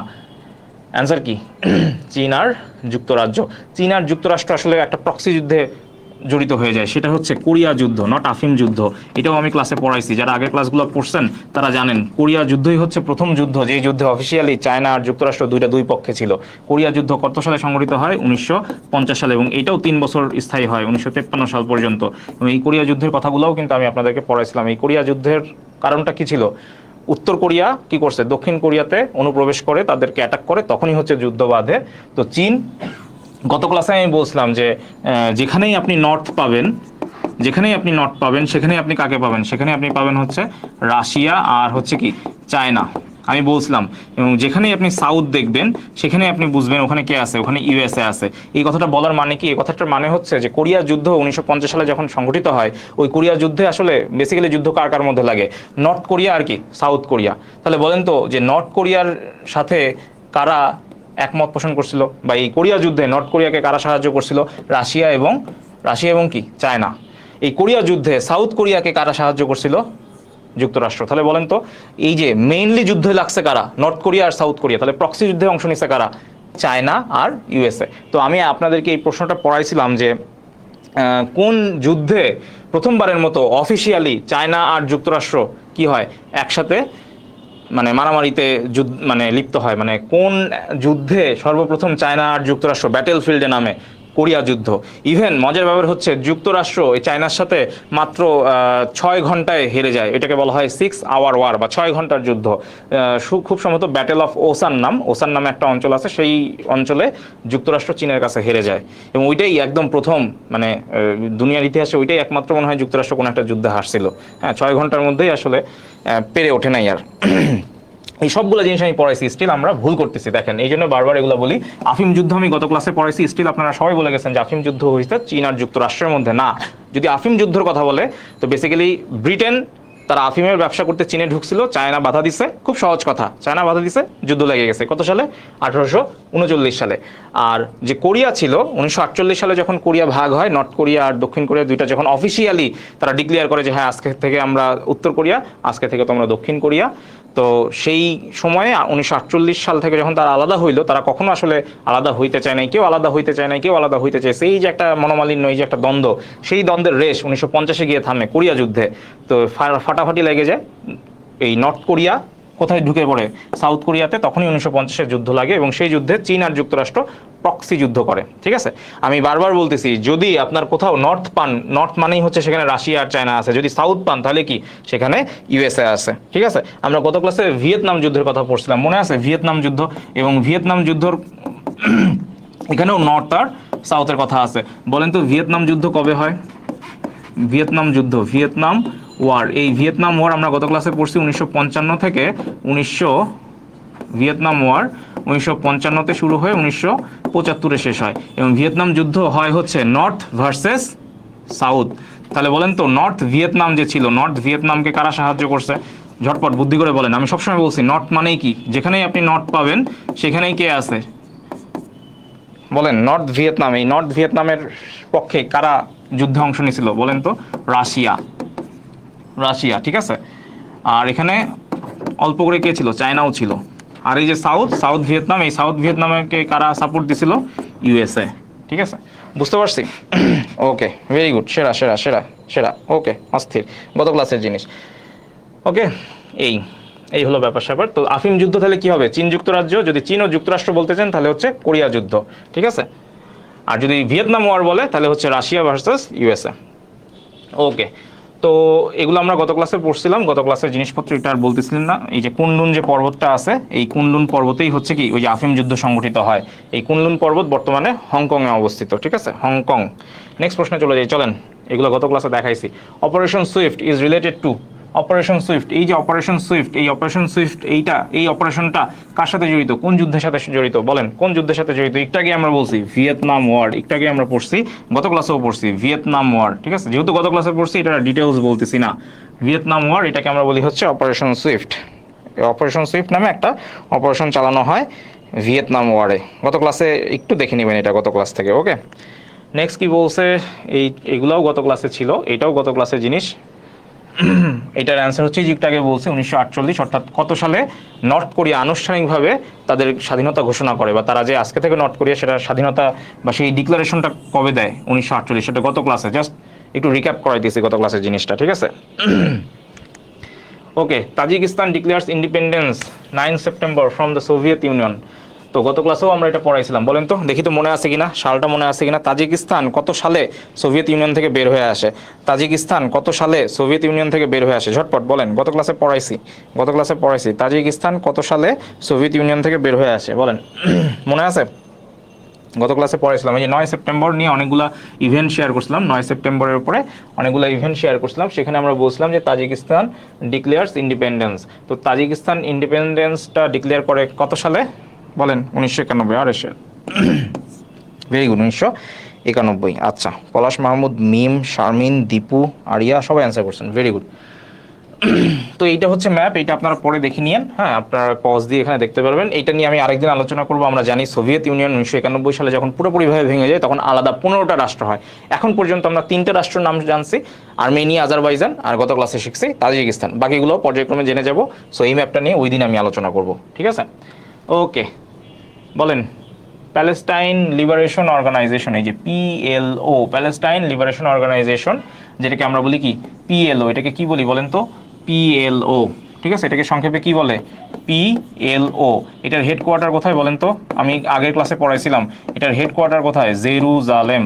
পিএলও এটার সদর দপ্তর কোথায়? জেরুজালেম। চাকরির পরীক্ষা আসা প্রশ্ন যে পিএলও এটার সদর দপ্তর কোথায়? জেরুজালেম। তো কি বলছে যে প্যালেস্টাইন লিবারেশন অর্গানাইজেশন তারা হচ্ছে ইসরায়েলকে আসলে কত সালে স্বীকৃতি দেয়? এই যে পিএলও যে অর্গানাইজেশনটা আসে এইটা হচ্ছে ইসরায়েলকে স্বীকৃতি দেয় হচ্ছে 1993 সালের 9 সেপ্টেম্বর। এটা গত ক্লাসে আমরা এই তারিখটা পড়ছিলাম, 9 সেপ্টেম্বর নিয়ে অনেকগুলো কথা শিখছিলাম গত ক্লাসে।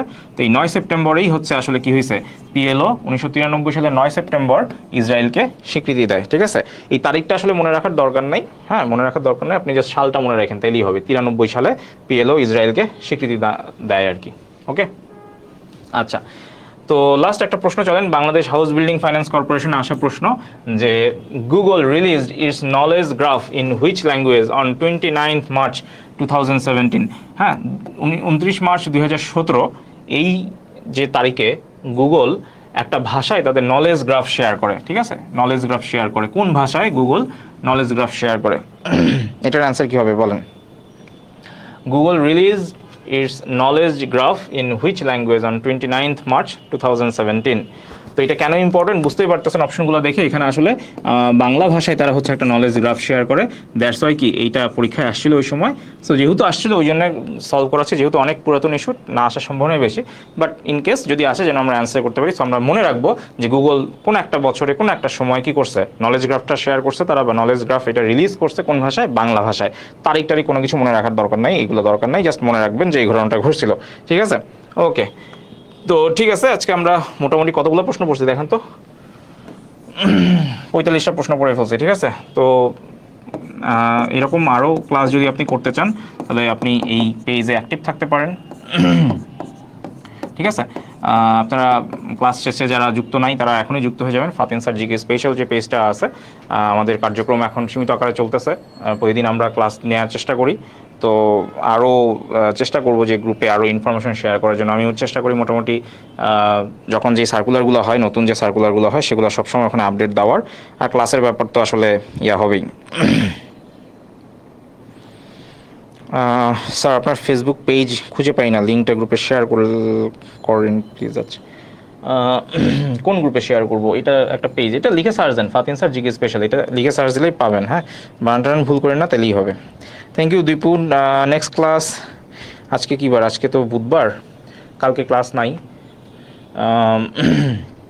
নেক্সট ক্লাস ইনশাল্লাহ ফ্রাইডেতে। হ্যাঁ, আমাদের নেক্সট ক্লাস হচ্ছে ফ্রাইডেতে নেক্সট ক্লাস, টাইমটা জানাই দেওয়া হবে। ফ্রাইডেতে আর কি আমরা মনে হয়, যেহেতু আমাদের মুত্তাসিম পাহলভী স্যারের ব্যাচ থাকে, তো সেই ক্ষেত্রে আমরা মাগরিবের পরপর, হ্যাঁ, এনে লিখে রাখি বাদ মাগরিব, ওইটা বেটার। এক্সাক্ট টাইমটা এখন বলতে পারতেছি না, বাদ মাগরিব আমরা চেষ্টা করব, অথবা দুপুরেও আসতে পারি, বাদ জুম্মাও আসতে পারি, জানাই দিব আর কি। ঠিক আছে, শুক্রবার তো, সো এই আর কি। ঠিক আছে, thank you Ariya, thank you Mim, Topi Akter, Farzana Yasmin, Sahera Akter, Ariya Sharmin, Salman, Mohammad Salman, very good, thank you. যারা ক্লাস করছেন ধন্যবাদ। দীপু সরকার, আপনাকেও ধন্যবাদ। আপনারা যেটা করবেন, ক্লাসগুলো অবশ্যই মাঝখানে আজকে আমাদের অনেক লোকজন আসছিল, খুব অল্প সময়ের জন্য ছিল, তারপর আবার চলে গেছে। তো আমি এই জিনিসটা একটু বলি যে আসলে দেখেন, আমাদের বর্তমানে মানে ক্লাস না করে অন্যদিকে সময় কাটানোর অনেক বেশি তাড়না থাকে। হ্যাঁ, এবং আমাদের পাশে এমন এমন কিছু কম্পোনেন্ট আছে যেগুলো আপনাকে ক্লাস থেকে দূরে সরায় নিয়ে যাবে। ক্রিকেট খেলা থাকে, ফুটবল খেলা থাকে, মোবাইল তো ইটসেলফ একটা ডিস্টারবেন্স, বা এটা আসলে আমাদের মনোযোগ অন্যদিকে সরায় নেওয়ার জন্য ইনাফ। তো চেষ্টা করবেন আর কি কষ্ট করে ক্লাসগুলো করার, কারণ আলটিমেটলি আপনি ক্লাস করলেও আমার লাভ নাই, ক্লাস না করলেও আমার লাভ নাই, লাভ আপনারই, টু বি অনেস্ট, লাভ আপনারই। হ্যাঁ, তো তো আজকে দেখেন প্রায় 45টা প্রশ্ন সলভ করছেন। যারা এই যে 23টা ক্লাস, আপনি জাস্ট নর্মাল একটা সহজ একটা ক্যালকুলেশন করেন। ঠিক আছে, ধরেন আমি অন অ্যাভারেজ চিন্তা করলাম যে এই পর্যন্ত 23টা ক্লাস হয়েছে, আমি যদি অন অ্যাভারেজ যদি বলি যে আপনি প্রতিটা ক্লাসে 30টা প্রশ্ন সলভ করছেন, তাহলে দেখেন কত হয় এই পর্যন্ত, 690টা প্রশ্ন। আচ্ছা, আপনার কি মনে হয় যে আমি এই 690টা প্রশ্ন পড়ছি? আপনি যে ম্যাপ শিখছেন ওই ম্যাপ থেকেই তো আপনি 10, 20, 30টা প্রশ্ন আপনি অ্যান্সার করে ফেলতে পারবেন। এর মানে আপনি জাস্ট নর্মালি চিন্তা করেন, আপনি বই খুলে হয়তো এতগুলো প্রশ্ন পড়তে পারতেন না। আমি বলতে পারি, একদম দাবি করতেই পারি, আপনি এই পর্যন্ত প্রায় 1000টা প্রশ্ন সলভ করছেন। এটা আমি আসলে যদি বলি, এটা আসলে বেশি বলা হবে না। আমার যেটা মনে হয় যে এই যে 690টা প্রশ্ন, এটাকে আমরা কি বলতে পারি? এটাকে আমরা আসলে বলতে পারি যে এটা ইকুইভ্যালেন্ট টু 1000টা প্রশ্ন। এই যে 1000টা প্রশ্ন, যদি কেউ ভালোভাবে ক্লাসগুলো লাইভেও না করেন, পরেও যদি করেন, এটা তো আপনার উপকার, আমার কিছু নাই। ঠিক আছে, তো এই যে প্রায় 1000টা যে প্রশ্ন পড়ানো হয়েছে আপনাদেরকে, তো এই ক্লাসগুলো যদি আপনি টেনে টেনেও করেন, আপনি যে কোনো চাকরির পরীক্ষায় অটোমেটিক আপনি দেখবেন যে 60-70% আপনি নিজেই অ্যান্সার করতে পারছেন। কারণ আমি বিভিন্ন পরীক্ষায় আসা প্রশ্নগুলাই কিন্তু এক জায়গায় নিয়ে আসি। ঠিক আছে, এবং প্রত্যেকটা ক্লাসের সাথে প্রত্যেকটা ক্লাস এমন না যে বান্দা আমার 5 নাম্বার ক্লাস করছে সে যে আমার 8 নাম্বার ক্লাস করতে পারবে না, তা কিন্তু না। লিঙ্ক যে ক্লাসগুলো রেগুলার করে সেই কিন্তু ক্লাসের ইয়াটা বুঝে যায় যে আসলে হ্যাঁ, এই জিনিসটা আগের ক্লাসে পড়ানো হয়েছে, সেইখান থেকে লিঙ্ক করে এই প্রশ্নটা ধরানো হয়েছে। যাই হোক, তো চেষ্টা করেন যে রেগুলার ক্লাসগুলো করার। আমরা মোটামুটি যদি একটা হিসাব করি, রাফ একটা ক্যালকুলেশন করি, এই পর্যন্ত টোটাল 23টা ক্লাস করা হয়েছে, এবং এই 23টা ক্লাসে যদি আপনি এখন পর্যন্ত অন অ্যান অ্যাভারেজ পার ক্লাসে যদি 30টাও প্রশ্ন সলভ করেন, তাহলে দেখেন কতগুলো হয়, 690। ওকে, ধন্যবাদ দিয়ে দিছি অনেক আগে, এই জন্য অনেকেই চলে গেছেন। ঠিক আছে, থ্যাংক ইউ, সমস্যা নেই। তো চেষ্টা করেন যে এই যে আমাদের যে প্রচেষ্টা, এটা যেন আমরা জারি রাখতে পারি, আমরা যেন একটু মোটিভেশন নিয়ে জারি রাখতে পারি। সো আমাদের যে পেজ আছে, যে ফাতিন স্যার জিকে স্পেশাল, এইখানে অ্যাড হয়ে যেতে পারেন, এবং আপনাদের বন্ধু বান্ধব বা যারাও চাকরি প্রত্যাশী আছে, ইভেন যারা অ্যাডমিশন দিবে ভার্সিটিতে, তাদেরকেও এখানে ইনক্লুড হইতে বলতে পারেন, কারণ আলটিমেটলি ক্লাসগুলো সবার জন্য গুরুত্বপূর্ণ। ঠিক আছে, ওকে। স্যার আরও ক্লাস চাই, আরও ক্লাস নিতে পারবো কিনা জানি না স্যার, হ্যাঁ, কমিটমেন্ট দিতে পারতেছি না, কারণ আমরা অনেকেই কমিটমেন্ট দিই, পরে রাখি না। আবার বলা হয় যে প্রমিস করাই হয় ব্রেক করার জন্য। আমি জানি না, প্রমিস আমি দিতে পারবো না, কারণ হচ্ছে যে আপনাদের রেসপন্সের উপর ডিপেন্ড করে হয়তো ক্লাস চলবে। হ্যাঁ, এই আর কি। ঠিক আছে, ওকে। তো আজকে আমরা এখানে শেষ করতেছি, আপনার সাথে আবার ইনশাল্লাহ দেখা